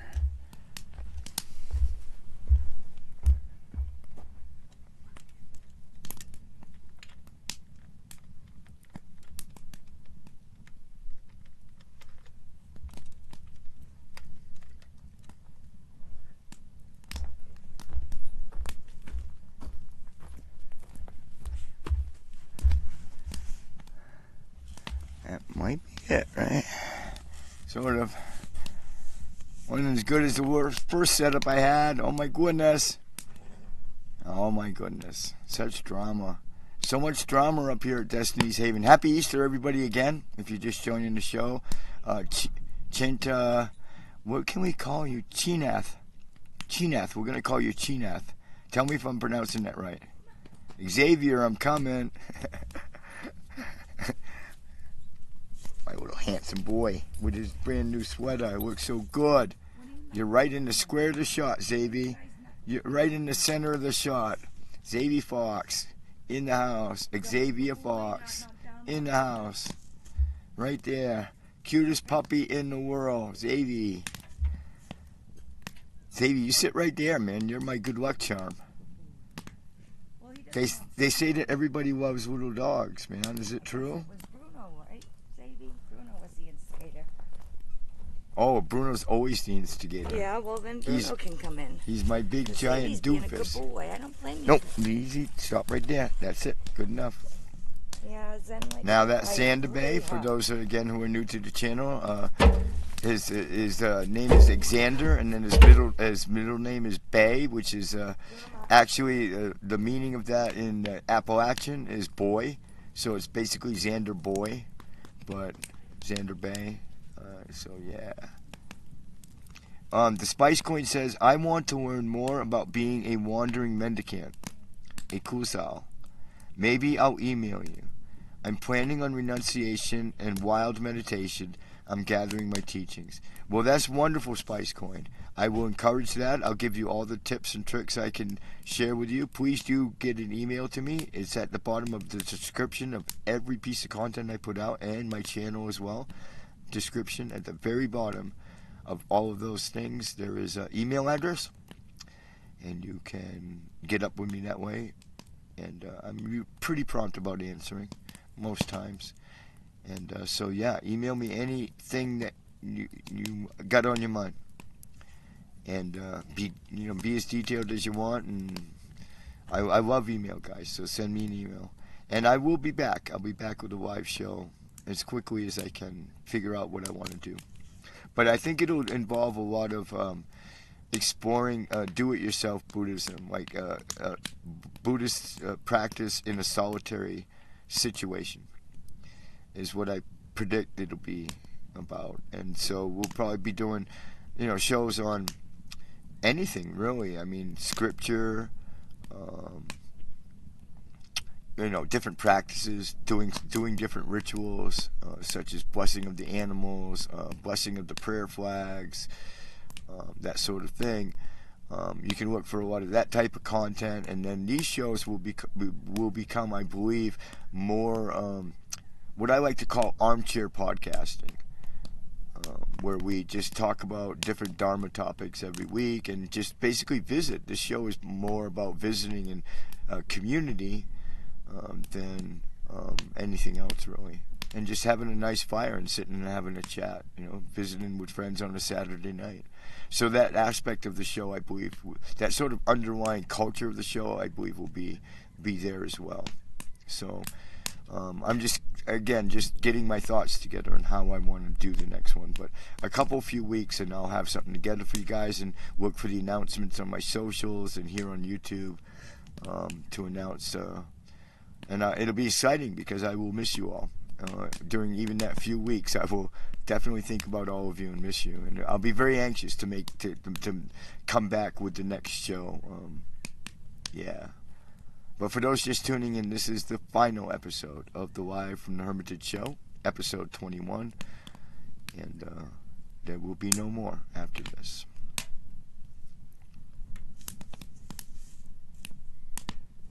But it's been a good run, and we've had a lot of incredibly magical moments, and I know that Zen can vouch for that. We've had some incredible times during this show, and I appreciate all the people who, you guys are what makes the show.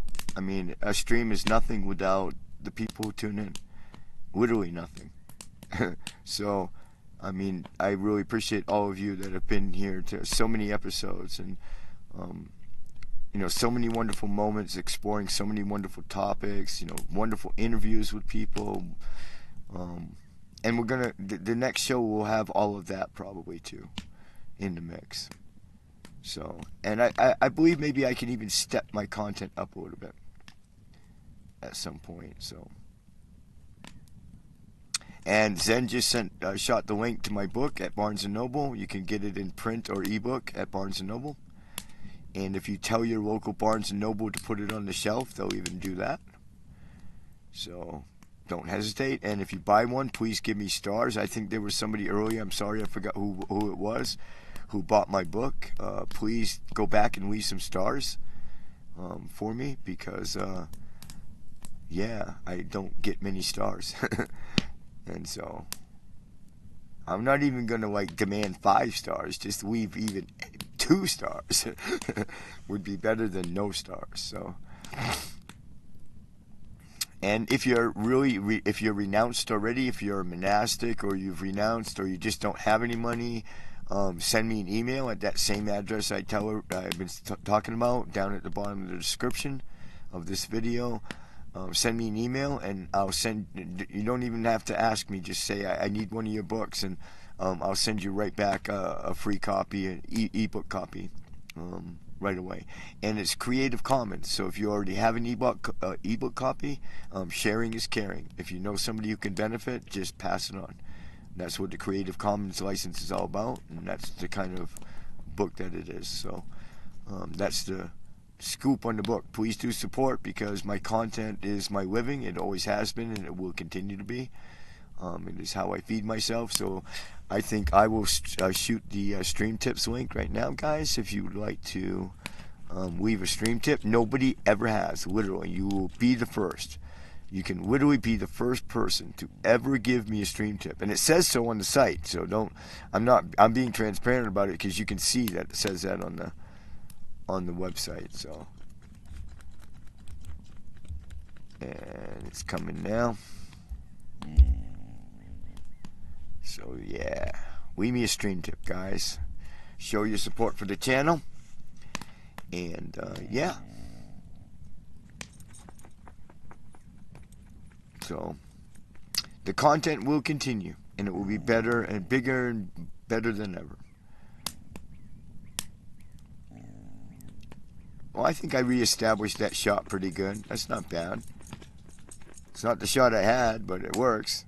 There's the fire. There's my Xander. There's my Xavi. It's absolutely beautiful up here. It was an incredible day. Sunday is supposed to be the best day of the week. It's hit 70, easy hit 70. Crystal clear sky, if you can picture that up here. Not a cloud in the sky tomorrow probably, and probably hit about 70 degrees. So just about a perfect Sunday, really, for an Easter Sunday. Very excited, actually. I haven't spent, I don't know, it's been probably years since I spent, many years actually, since I spent an Easter with my sister and her kids. Or actually, she just had Destiny back then. Didn't have the Jack sheet, but. So it's been years, so I'm quite anxious. And of course, as I continue to tell you guys, you should really encourage Zen to open up a restaurant, guys. I'm serious. One of those things where you order the fresh food through the mail, like you know what I mean? What's the fresh food people that have come up lately? You order it on the app, and you need to like order some of her food, man. She should sell food. She would make hands down like tons of money. I have a bet going with her. I think I'm gonna lose, but if I'd have won the bet tonight, I would have got peanut butter cookies. They're the best peanut butter cookies in the free world. They're the best cookies, period, in the free world. User ZXS says Kusawa Urban Dharma is his YouTube channel. Okay, so this is a content creator. He is a monk at the Los Angeles International Buddhist Meditation Center. Here's a link. You can't post it. We won't see the link. I'm sorry. But if you email it to me, I'll post it right now even. If you want, again, scroll down to the bottom of the description, send me the link real quick, and I'll check the email. I'll turn my notifications back on even, so you can hear your own email come in. And then send it to me, and I'll post it right now. But I think the bot has the link abilities blocked for people. Only moderators and myself can post links. Sorry about that. There's a good reason for that, though. Trust me. I mean, nowadays the internet is such a dangerous place that it's almost breathtaking. But it's a highly recommended practice not to let people shoot links. And I got no way to undo it right now anyway. So, but send it to me on email and I'll post it right here tonight. But it sounds great, man. That sounds like good stuff, man. I follow tons of monks. I love monks. Monks with YouTube channels get a follow from me just out of hat. Out of pocket. They just get one right away, straight away. Because I just love monks and I always follow them. I promote a lot of monks' channels on here. Maybe he'll give me an interview. We could promote his International Buddhist Meditation Center on our channel. I'd love to have him on the show, talk about it. So I'll reach out if you send me the link. We've done some good interviews. I guess we kind of ended on a high note with the Venerable Tarpa interview. That was really good, guys. I don't know how many of you were here for that night, but that was a wonderful, wonderful set of interviews we did with him over 2 weeks. We had 2 interviews, and actually 3 altogether, one of his students, and tons of content around that. So we had 2 great episodes at the end of the run of the show. So that was pretty cool. If you're interested and you want to see what the last 2 episodes before this one, guys, of in the podcast on YouTube, just scroll back on the list. Like the last 2 before this one were really good episodes, guys. Really, really cool episodes. There's the user link. I'll see if I can make that even better. Hold on. I might be able to make it actually linkable.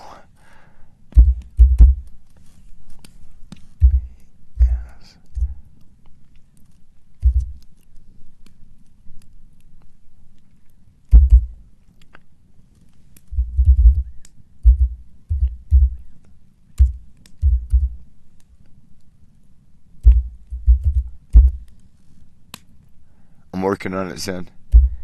I'm going to try to do it right now.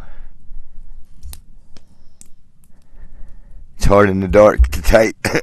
It's hard for me to type even in the light, but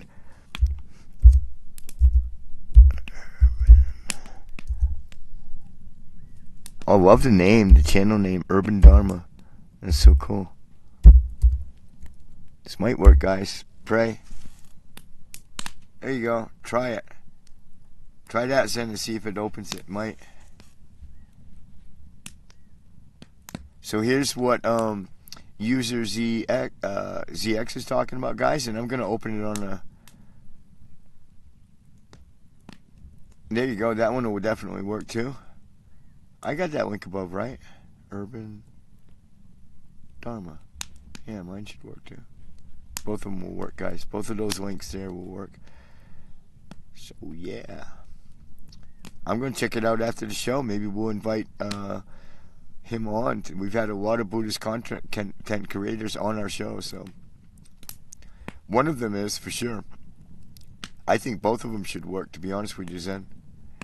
I don't want to open them because it will make me drop frames. So, but you could tap either one of them. They should open right to your app, right to your YouTube app. That's one way to tell, clicking it yourself.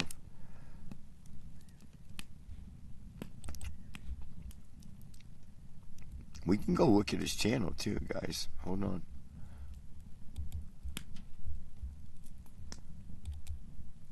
Maybe we'll play some of his content just for user ZX. Stick around, user ZX. I'm gonna play some of his content. Don't go away. Stay around, guys. Tonight we need you tonight. How do I do this?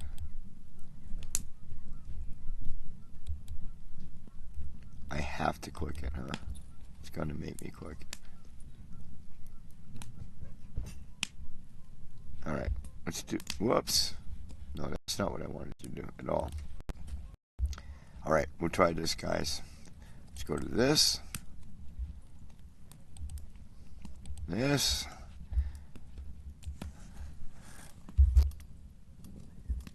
What's the sign? Wow, it's getting dark, guys.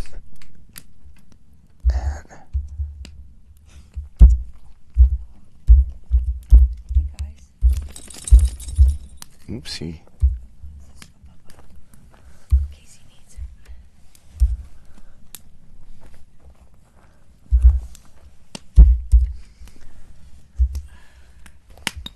Can see Papa. Oh, there it is. I'll subscribe right away. Let's bring it up.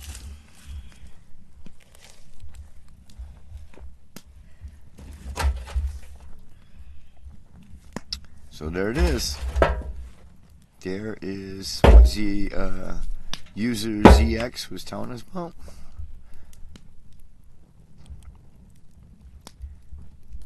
What do you think? Is that the right one? It looks like a monk to me. I think we got it right, user ZX.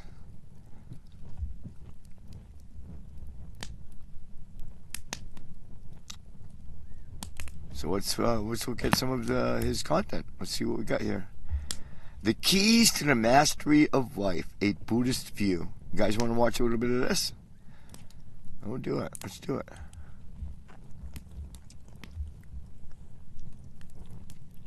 I'm not sure how well this is streamed, but we'll give it a shot. Now I got to get that. Glad to see you here. How thrilled we are to welcome Bhikshu Kusala to Decker Hall. He spoke to us in the beginning of the year and now in the middle of the year. His insight into human life and Buddhism is so helpful that we're trying to have him speak to us twice a year. Now, Kusala Bhikshu is a senior monk at the International Buddhist Meditation Center, a monastery in Koreatown. And Kusala Bhikshu has been volunteer, Buddhist chaplain, at UCLA for many years. He's taught juvenile hall for many years. He knows how to speak difficult language to the smart people and simple language to the junior high kids. He's taught Zen meditations in prison for many years. He has served as ride-along chaplain for a police department for many years. Now, Buddhism worldwide has a celibate priesthood like Roman Catholics. Japan is the only exception. Buddhism in Japan has a married priesthood. Japan colonized Korea from 1910 to 1945.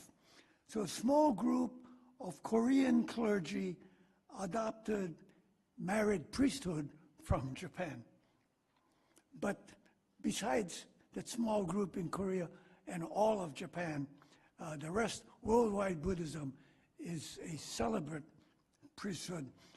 Bhikshu Kusala is Buddhism in Vietnam, is a Theravada monk, and therefore a celibate monk for which all of us men bow down to him. This morning, he drove all the way from Koreatown to be with us. Let us give him a warm welcome to Pilgrim Place.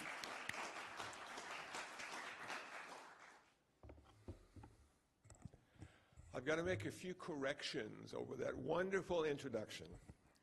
I am ordained in the Mahayana tradition as opposed to the Theravada tradition, though I did have a primary teacher who was a Theravada elder. So I can appreciate both forms of Buddhism, but I sort of like the Mahayana a little better than the Theravada. But don't tell the Theravadans that, please. I was also going to talk today about my book, first book, only book, and so I'll do that after my talk. It's exciting to have a book, you know, and you sort of wonder, should you bring it with you, a table with 100 copies in back? And the answer is no. We have Amazon.com. So I'm going to talk about giving meaning to our experience as human beings. And this is found in the Theravada tradition. And it's called the 5 niyamas, the 5 reasons stuff happens.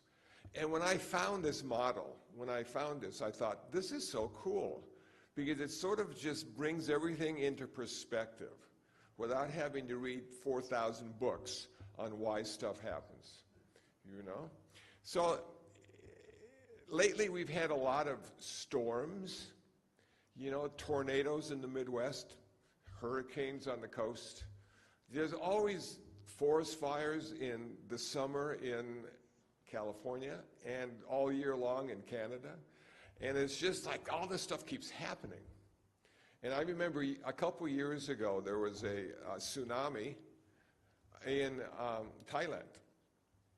And I remember listening to a monk talk about the tsunami in Thailand. And he said, well, it was their karma. And I'm thinking, oh my gosh. Nothing ever happens because of one thing. It's oversimplification at its greatest. So I thought to myself, can I use the 5 niyamas to give meaning to the tsunami in Thailand? And sure enough, the first part of the model is, number 1, we live on a planet that circles the sun, that has an atmosphere and has weather. And that probably is the main reason they had a tsunami in Thailand. And I thought, how wonderful is that? We don't even have to think too hard about that. We just need to know a little bit about geology and Earth and the planets and all that kind of stuff. And this stuff happens all the time. And it generally has nothing at all to do with your karma. It has to do with where you live on this planet of ours. I went, okay, I feel much better now. I can understand that whole part of my life. Now, the second reason stuff happens is because of our ancestors. We have a biology, and I have a receding hairline.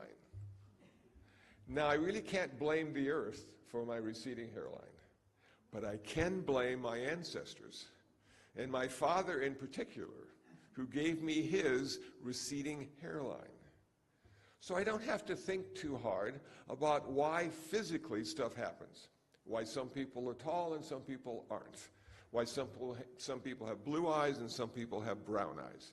That's sort of like biology, and that's sort of what happens when you're born, you know, and it's just transferred to the next generation and the next generation. So if we could find the very first generation, we may be able to complain to them and blame them. But they're long gone, and they don't care anymore about their biology. So biology is an important aspect of why things happen. Geology is another important aspect of why things happen. And the third is karma. We finally made it. Karma is an interesting concept in Buddhism and Hinduism, because what it's saying is, I'm going to take the place of a divine lawgiver.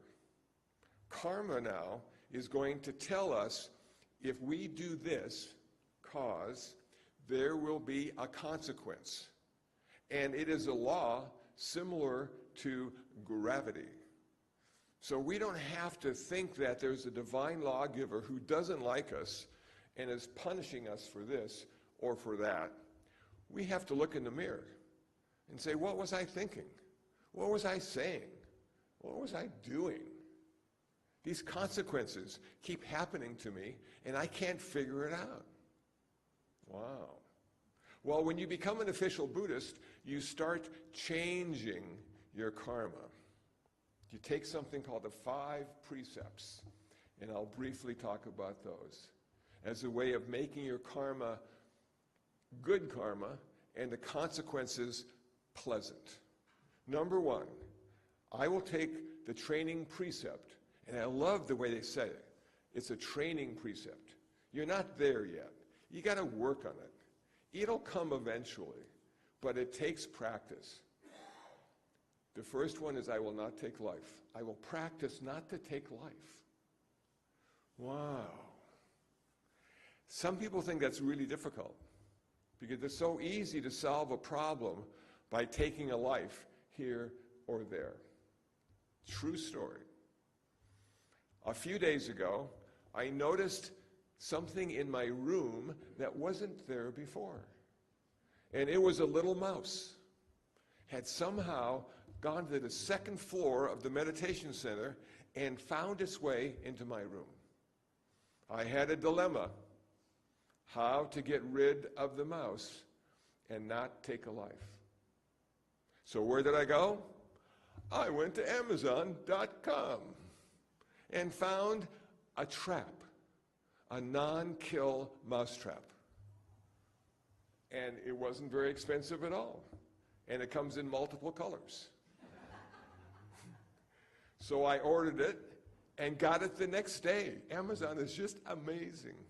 And I read the instructions, and now I had to bait it. I had to put something in there that would attract the mouse.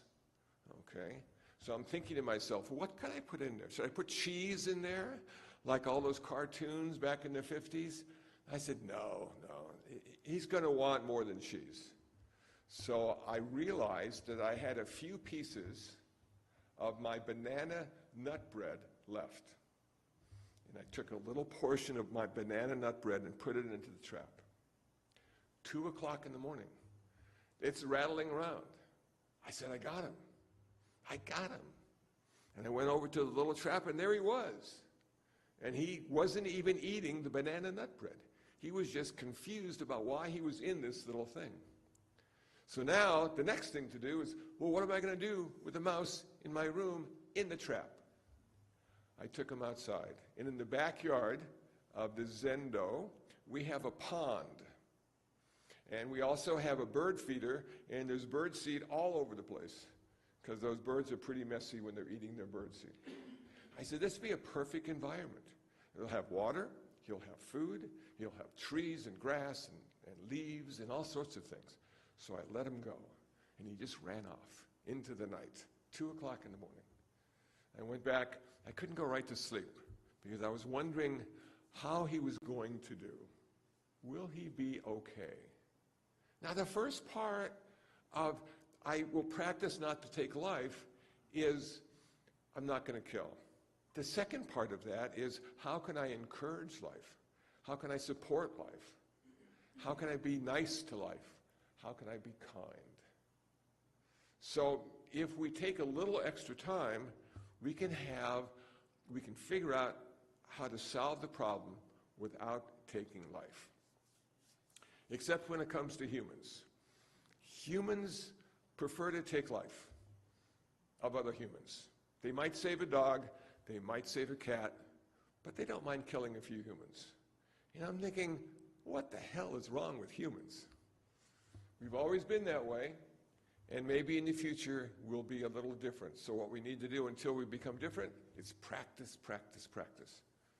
Okay, the second part of this, or the second precept, is I will not take what is not given. I won't steal stuff. And you would think, yeah, most of us have enough stuff. We don't need to steal stuff, And stuff is just an illusion anyway. People think they own things because they have a receipt. You don't own anything. Have you ever had your car vandalized? I did back in the 1970s. Somebody broke in and took my audio cassette player out of my dashboard. Man, was I bummed. So bummed that I started talking to my car. I said, car, who owns you? Why did you let them do that? Couldn't you have said anything to me about what was going on? And I listened for a response, and there was just silence. And at that moment, I realized I didn't own that car.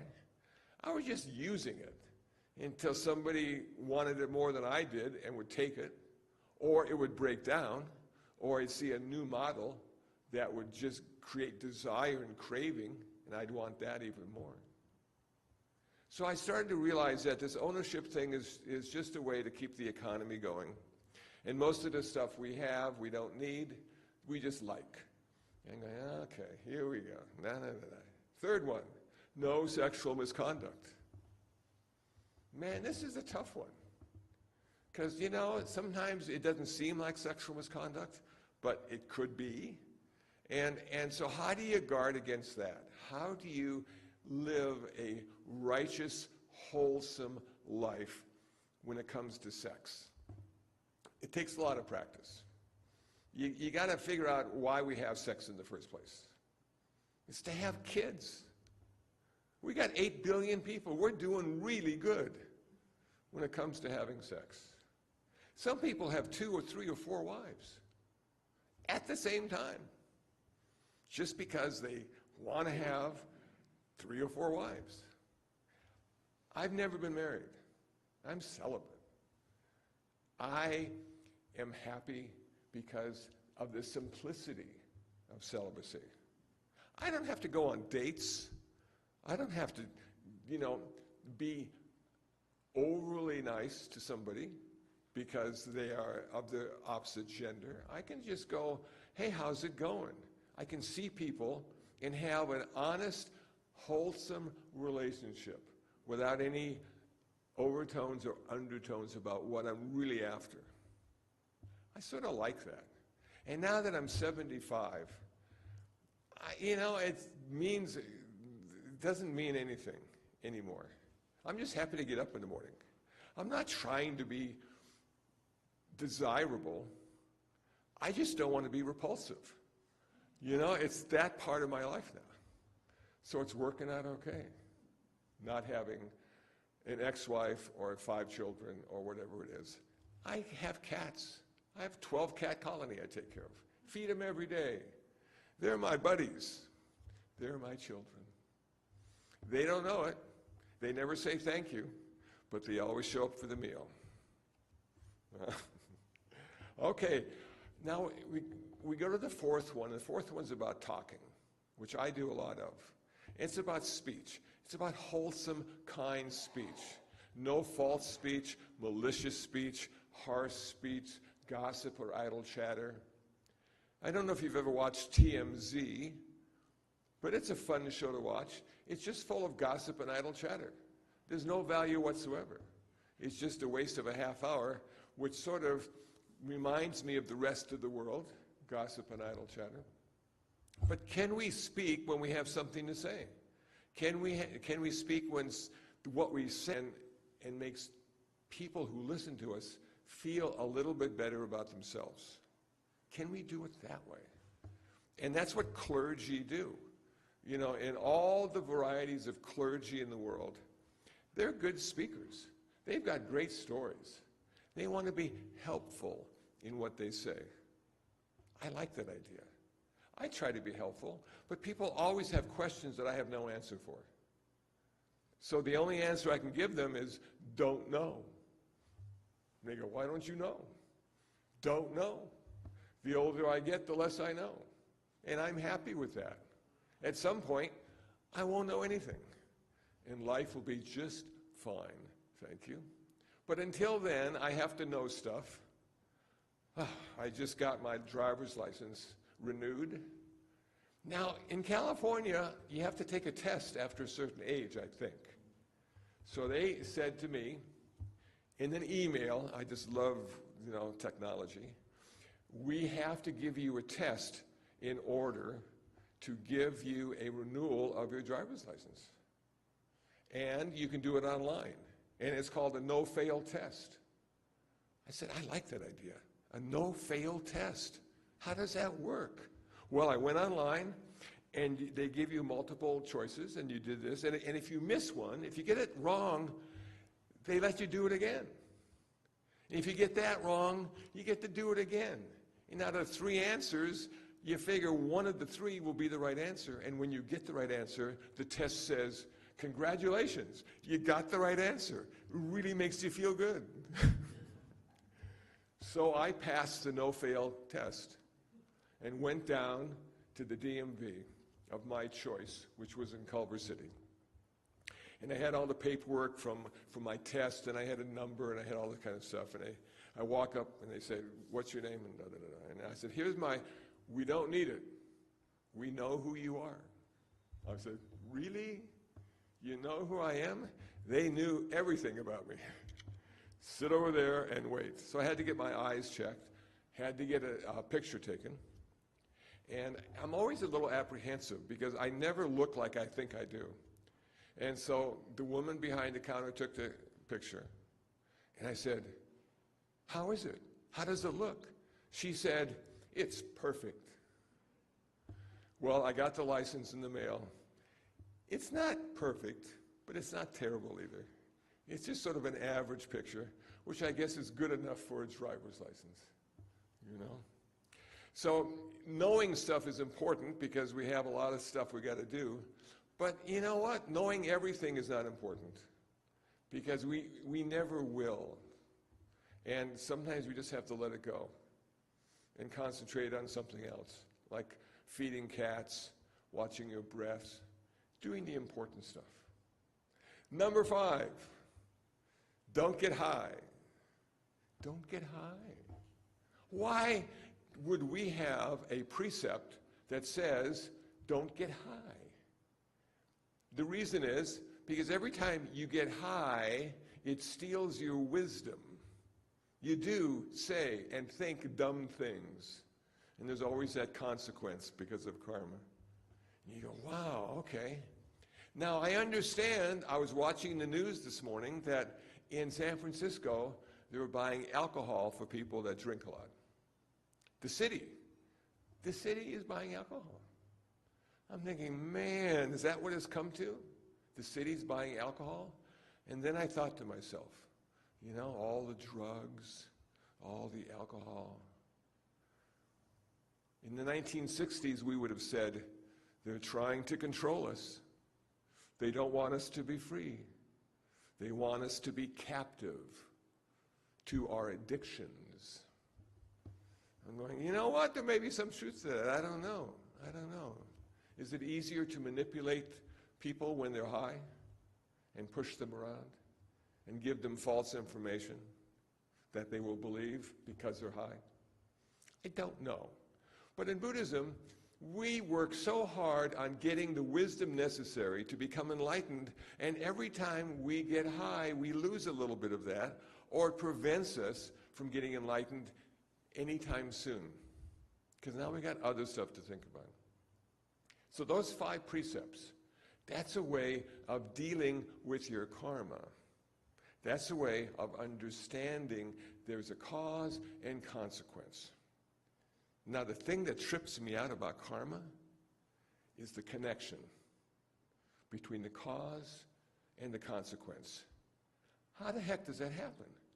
I do this, and that happens. What's the thread? What connects all of that? And the Buddha said, you're never going to figure it out until you get enlightened. It's far too complicated. And I'm thinking, yeah, that is really complicated. If I can do something in LA and there's a consequence in New York, wow, how does that work? Well, I don't know. I'll leave it at that. Okay, so now we're coming to the 4th niyama, and that is Dharma. Dharma. Now, Dharma has a lot of different meanings, but in this case, it's pretty much the teachings of the Buddha or ultimate reality, the Dharma. So what does the Dharma allow us to understand? According to Buddhism, the Dharma allows us to understand why we suffer, why life is unsatisfactory, why life is never as good as it could be. If only this, if only that. And that never occurs. So some days are better, some days are worse, but ultimately everything ends in a little dissatisfaction. Now, when I was younger, it didn't seem to be that way. And when I give talks at high schools, they don't get it very much. It's okay. I know we lost the game last Friday, and the football team now just feels so bad, and we're all suffering because of that. I said, well, that's a form of suffering.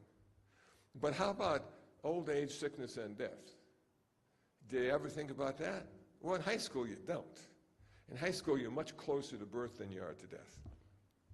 But as you get older, as you cross over to 40, 50, 60, 70, you start looking around and you start seeing that, man, you know, in the old days, I never had a sore knee, and now my knee is sore all the time, and I have no reason to believe it's anything I did other than being born. You go, oh, man, okay. And then sometimes you forget things. You walk into a room and wonder why you're there. Why am I here? Or you might drop something and figure it's not worth picking up because of all the effort necessary to bend over. Or you're into meditation and now you've decided to graduate to the chair rather than sit on the floor because you're good at getting down, but it's harder than heck to get up. You know, so that chair looks really good. And it's all about your mind anyway. It's not about your body. You just want your body to be comfortable and stable so you can work on your mind. And so what did the Buddha say about that? In his first talk, he said, you know, I have figured out that life is ultimately unsatisfactory. Even if you go to Disneyland, you have to leave. You got to leave the happiest place on earth because they're going to close. Why would they do that? So the Buddha said, you know, it's just, I looked at the world and I saw people suffering. Now, what I came to understand about suffering is you really can't see the suffering. It doesn't have a color, doesn't have a taste, doesn't have a size. What you see are the people who are suffering. You see the results of that suffering, but you can't see the suffering itself. Okay, so the Buddha went on to say, I have figured out why we suffer. Wow, so he didn't stop at just life sucks. He said, I can tell you why. Because we have craving, we have desire, We cling, we attach to the pleasant, we try to push away the unpleasant. We're always trying to manipulate our life to get rid of the bad and to come close to the good. And yet, because we're born with original ignorance, not original sin, we never get it right. We never figure out how to have that perfect hair day. I figured it out, but it's not easy to have a perfect hair day. And if you do, you got to factor in impermanence. It's only perfect for a little while. It's only perfect for the moment. And then it doesn't look that good ever again. You go, wow, man. So it's the craving, it's the clinging, it's the aversion causes us a lot of suffering. But he didn't stop there. He told us we suffer, he told us why we suffer, and then he said, I have found the answer. Now, he left his family to find the answer. A lot of people think he was a deadbeat dad, Siddhartha Gautama, because he said, I want to leave you in the care of my parents, the king and the queen, but I got to go out and I got to figure out this suffering thing. And when I do, I'll come back and get you. And he figured it out. It took him like 6 years, and he figured it out. And he said, I call it nirvana, the end of suffering, the end of karma, and the end of all future rebirths. You get to be reborn again, and reborn again, over and over and over. And sometimes you get reborn in the heaven realm. We have 33 of those. Hell realm, we got 33 of those. We got the human realm. We got the animal realm. We got all sorts of places to be reborn until we achieve nirvana. And that will be the end of our rebirth and the end of all future suffering. But then you might ask yourself, well, what's being reborn? Do you guys have a soul? No, we don't. And that really bums a lot of people out. How can you not have a soul? And I say, well, if you want one, it's okay. You can have a soul. Nothing that stands apart from that. So in 2024, we don't say you don't have a soul. What we say in 2024 is you are not the self. So the soul has now morphed into self. And we don't say there isn't a self, because there is a self. Back in the 70s and 80s, there was, you don't have a self. Well, I knew something was there, but I couldn't really tell you what it was. But then to not be the self and have one, there's a certain freedom that comes from that understanding that you don't have to be the self. That not being who you think you are gives you an advantage. You can be anything or anyone you want. And in LA, with the celebrity culture that we have a lot of non-selves walking around going, look at me, look at me. And as the Buddhist looks at them, it's transparent. There's nothing there, But don't tell them that, because they're getting $500 million a year for not being somebody. So here we are faced with this dilemma of what migrates from lifetime to lifetime, and we would say it is the karmic energy from this lifetime.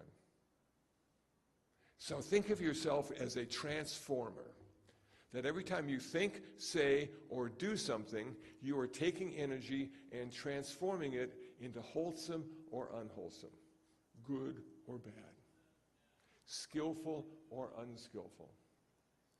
And this transformation occurs moment by moment. So we're starting with always working with energy around us. And we're always transforming it because we're always thinking, acting, or speaking one at a time, or all three together. And then when this body finally drops, this karmic energy is released. And it seeks out a new life. And so what's it looking for? It's looking for sex. And so we have sex happening, and it's sort of dark, and it's sort of moist, and it welcomes the karma in. Come and join us. Come and join us. So in Buddhism, you need three things to be born. You need a sperm and an egg, dad and mom, and you need past karma. And when those three things come together, you get to start again. How lucky are you? Another full life of suffering. Can hardly wait. Okay. And then it happens again and again until finally your karma is ended in nirvana and there's nothing to be reborn. So what happens then? I have no idea. I've tried to think about it. It's almost impossible to think about existing and non-existence as being the same thing.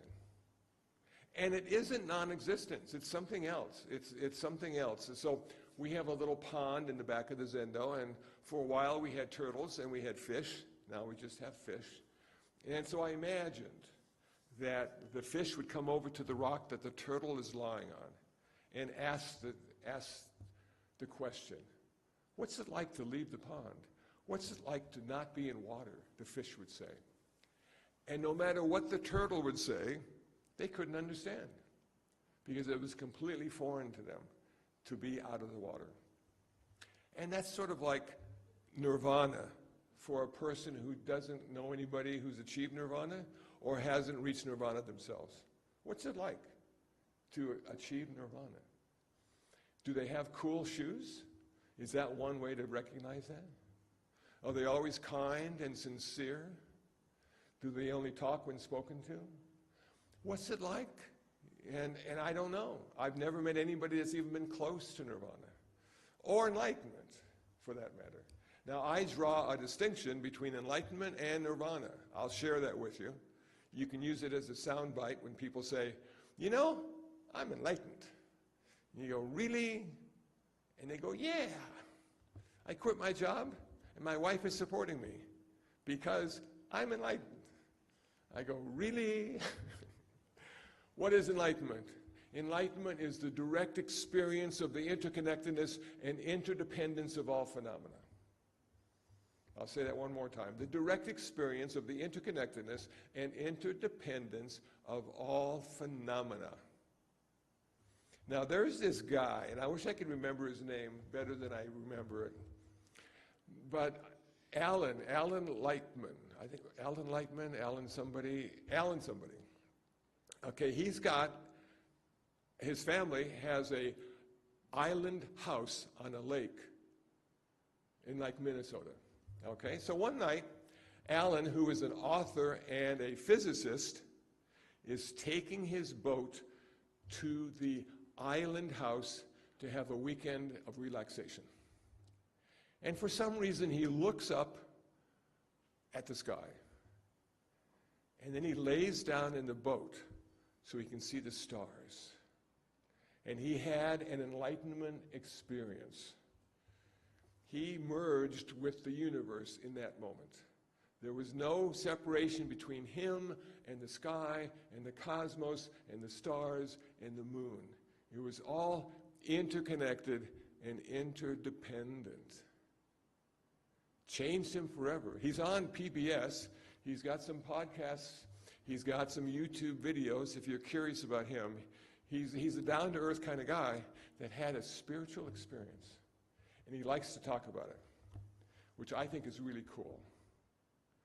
So somebody asked him, well, what's the takeaway from that experience that you've had on the lake?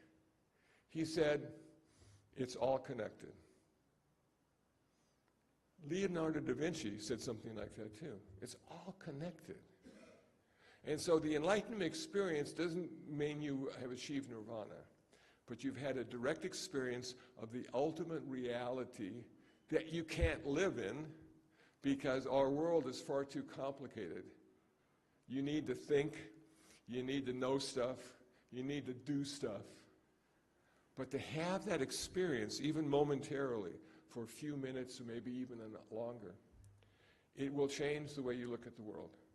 So there may be a lot of enlightened people walking around who thought they had the flu, and that experience didn't register as being spiritual. It was a physical problem they had. But there are other people who meditate and go to ashrams and meditation centers and have a strong spiritual practice. If that were to happen to them, they would know what it meant. Life-changing?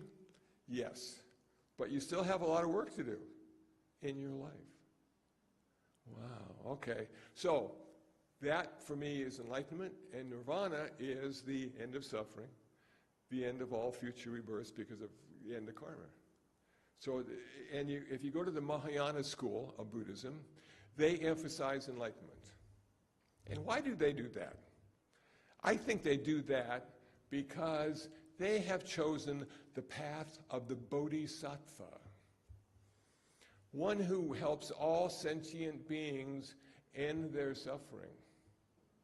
And they even have ceremonies to be a Bodhisattva. Shilai Temple, Hacienda Heights, they have a Bodhisattva ceremony for the nuns and the monks. And what do they do to identify themselves as a Bodhisattva?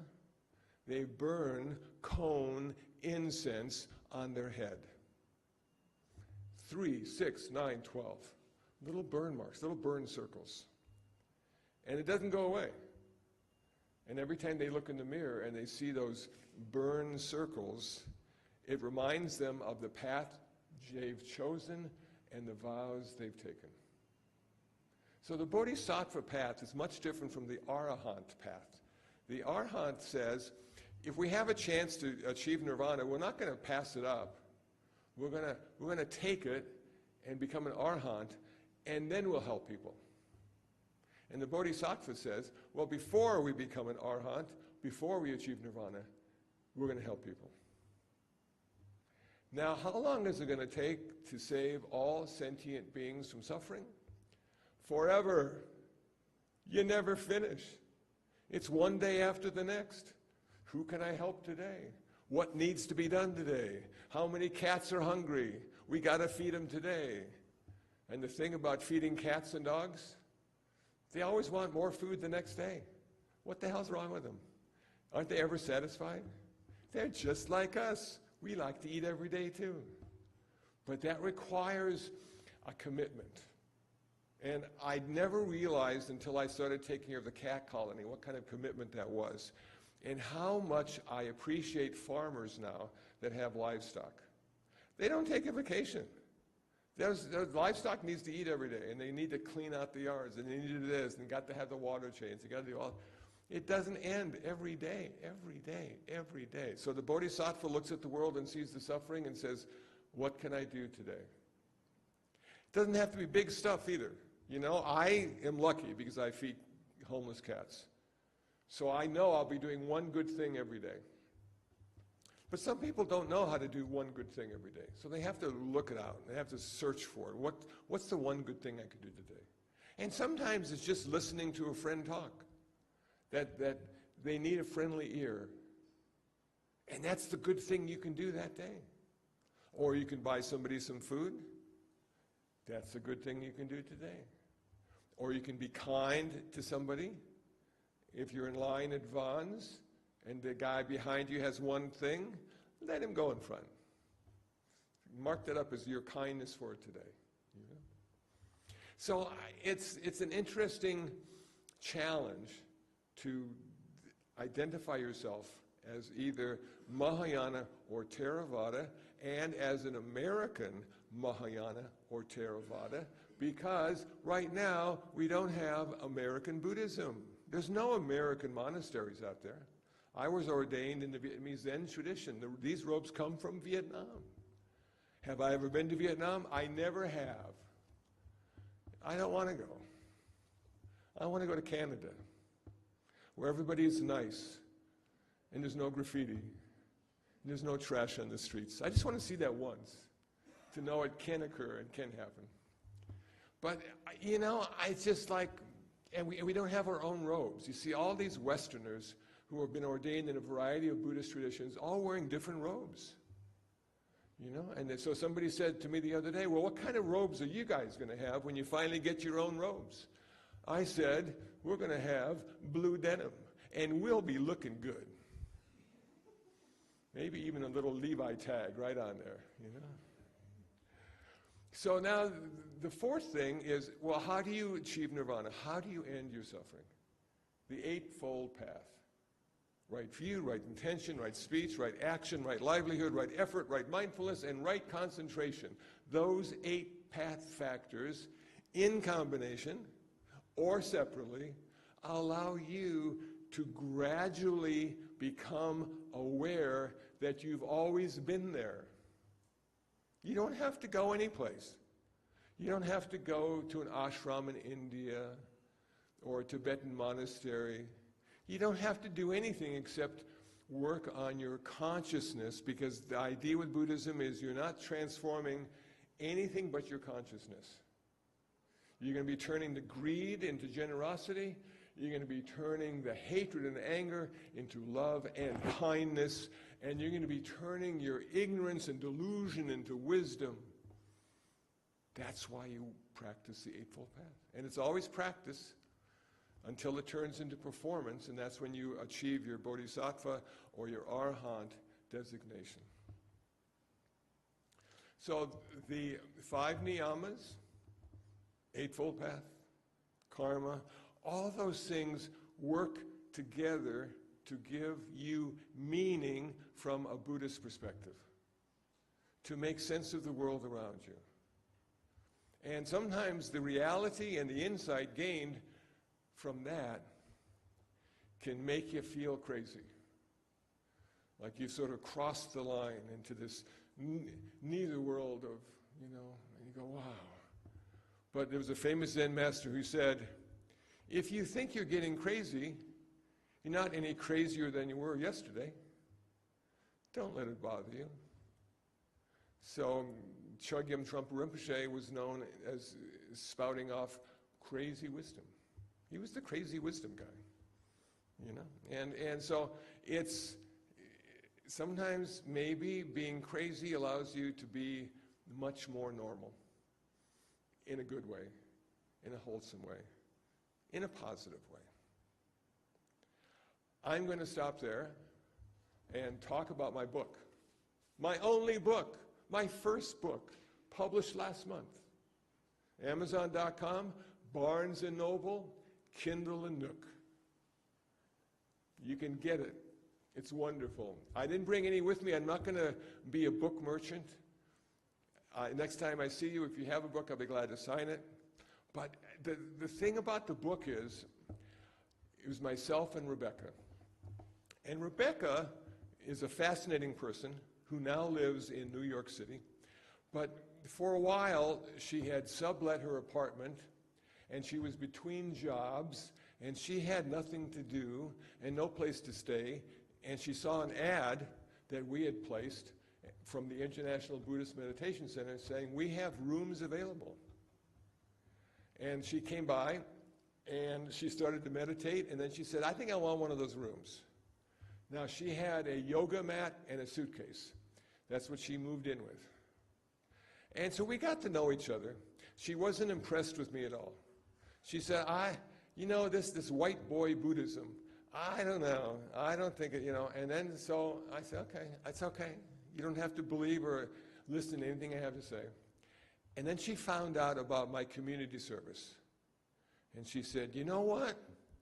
That might be interesting. That might even make a book.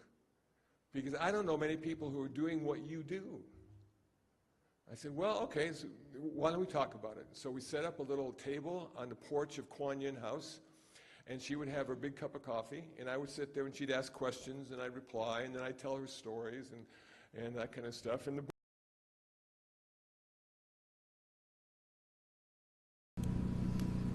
Wow. Well, I'd have to give a shout out right off the top to user ZX for giving us the turn on for that. We'll be doing more of that content a lot. And it was great stuff. I don't think I've ever heard a better sort of Buddhist 101 explanation ever. It's really good stuff, user. So thank you so much for giving us that. I got that bookmarked. And who knows, maybe you'll give me an interview. That'd be fantastic to have him on the show. Real honor, actually. What a teacher he is. Good stuff. Good stuff, guys. Well, my friends, we are coming to the last few minutes of the very last episode of Live from the Hermitage. I usually end the show with a blessing, closing song. I'm going to do all that. I'm trying to think of some good positive things to say. I mean, I think it's been a great show. I really do. I've really enjoyed doing this show for you guys every week. I've had some incredible fireside chats with some great fires, even. And some great content. We got to do the whole Walk for Peace here live on the show. I mean, I spent at least, I don't know, like 8 or 10 episodes of the show in a row with hours and hours of content about the Walk for Peace. So I really feel like this show and all of us were really a part of that, you know, really. And even Venerable Pandakara thanked everybody on the internet who had supported, and I really feel that that's what that content was about for us. That was our way, those of us who couldn't make it in person to the Walk for Peace. That was our way to walk for peace virtually, and I was honored to share that content with all of you. Wonderful to share the dogs with all of you, and they'll be back for the next show that I do, whatever it might be. And I appreciate all the love and support from each and every one of you. Each and every one of you is meaningful to me. I'll never be one of those live streamers that can sit here and kick back and, you know, feel like I'm so above it all that I don't even talk to my audience. I don't even barely whatever. And I feel a personal connection to each and every one of you. I really do. And we talk about you here. We laugh at your jokes. We share your anecdotes, me and my sister and my friends, and so you're really a part of our family, and you will continue to be. This channel's not going anywhere. I'm not going anywhere. I have my second book due out on June 2nd, so follow my socials, follow my YouTube channel, give a like and subscribe, and you'll get the notifications of what I'm doing next. But I predict, if you want to, you know, like sort of a heads up, I'm probably going to be doing some game streaming in the very near future, like the short term. I already have a show set up. If you look on my playlists on my channel, it's called The Buddhist Gamer, and I'm going to be doing some game streaming, I think, in at least the next couple weeks, while I figure out what I'm going to do next for a weekly podcast. So I hope I'll see you then, if you're a gamer especially. Excuse me. I'm coughing from that fire there. It's been a great night, though. It's a great fire. We got to thank Lisa Zen again for the hospitality, allowing us to do the show from her homestead tonight. She was very hospitable, running around, you know, getting me food and some drinks and stuff, and taking care of the boys and whatnot. She's been a big part of the show, and was a huge part of the Hermitage. I don't know that I could have managed it as long as I did. So huge thanks to Liza Zen. We will wobble. I know you're going to be back to see what I do next. Spice Coin, thanks for coming by tonight. Users EX, thank you so much for the content at the end of the show. I was literally, I thought I was going to play like 10 minutes of that video, guys. Really, I seriously thought, like, okay, let's just check it out, and you know, then we'll move on. And once I started listening, I literally, please come back to, you know, see my next project. She's been a fan since the Ms. Irene, who's Iron Firehorse. If you guys have seen her around on some of my past shows, she has the distinction of being my very first ever viewer, and she stuck with me when I was like living under a holly tree, homeless, and you know, had like 3 viewers. You know, Ms. Irene was there every week. So I would have to say that if I'm giving out an award for the most loyal fan of Live from the Hermitage, it would be Miss Irene. So you've got the most loyal fan award, Miss Irene, Iron Fire Horse. Thank you so much for all the love and everything else. And Chenath, I don't know that I've seen you before on the channel. I don't remember the name, but if you have come by, I'm sorry for that I don't remember your name. But thank you so much for coming by tonight on our sort of a somber evening, as we sort of end a chapter here in the grand adventure of the Dharma. Thank you for being here with us tonight. And everybody else, guys, thank you so much. I've got a really, really great closing song for you guys to close out the show. So don't tune out now. Stick around, and I'm going to give you the blessing. Especially this Easter Sunday, it is my wish for all of you out there to be with your friends and family, to feel the love and the compassion around you, and for everything to be auspicious this week. Thank you guys. Thank you guys from the bottom of my heart for being here. It has been an honor, and I will be back. Good night.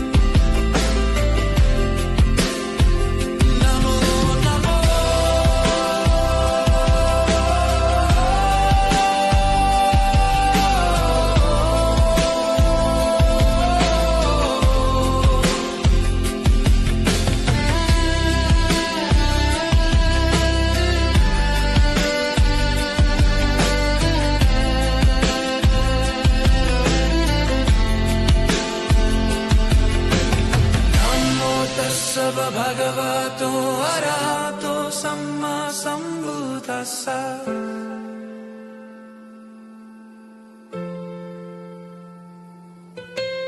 Namo tassa bhagavato arahato samma sambuddhassa.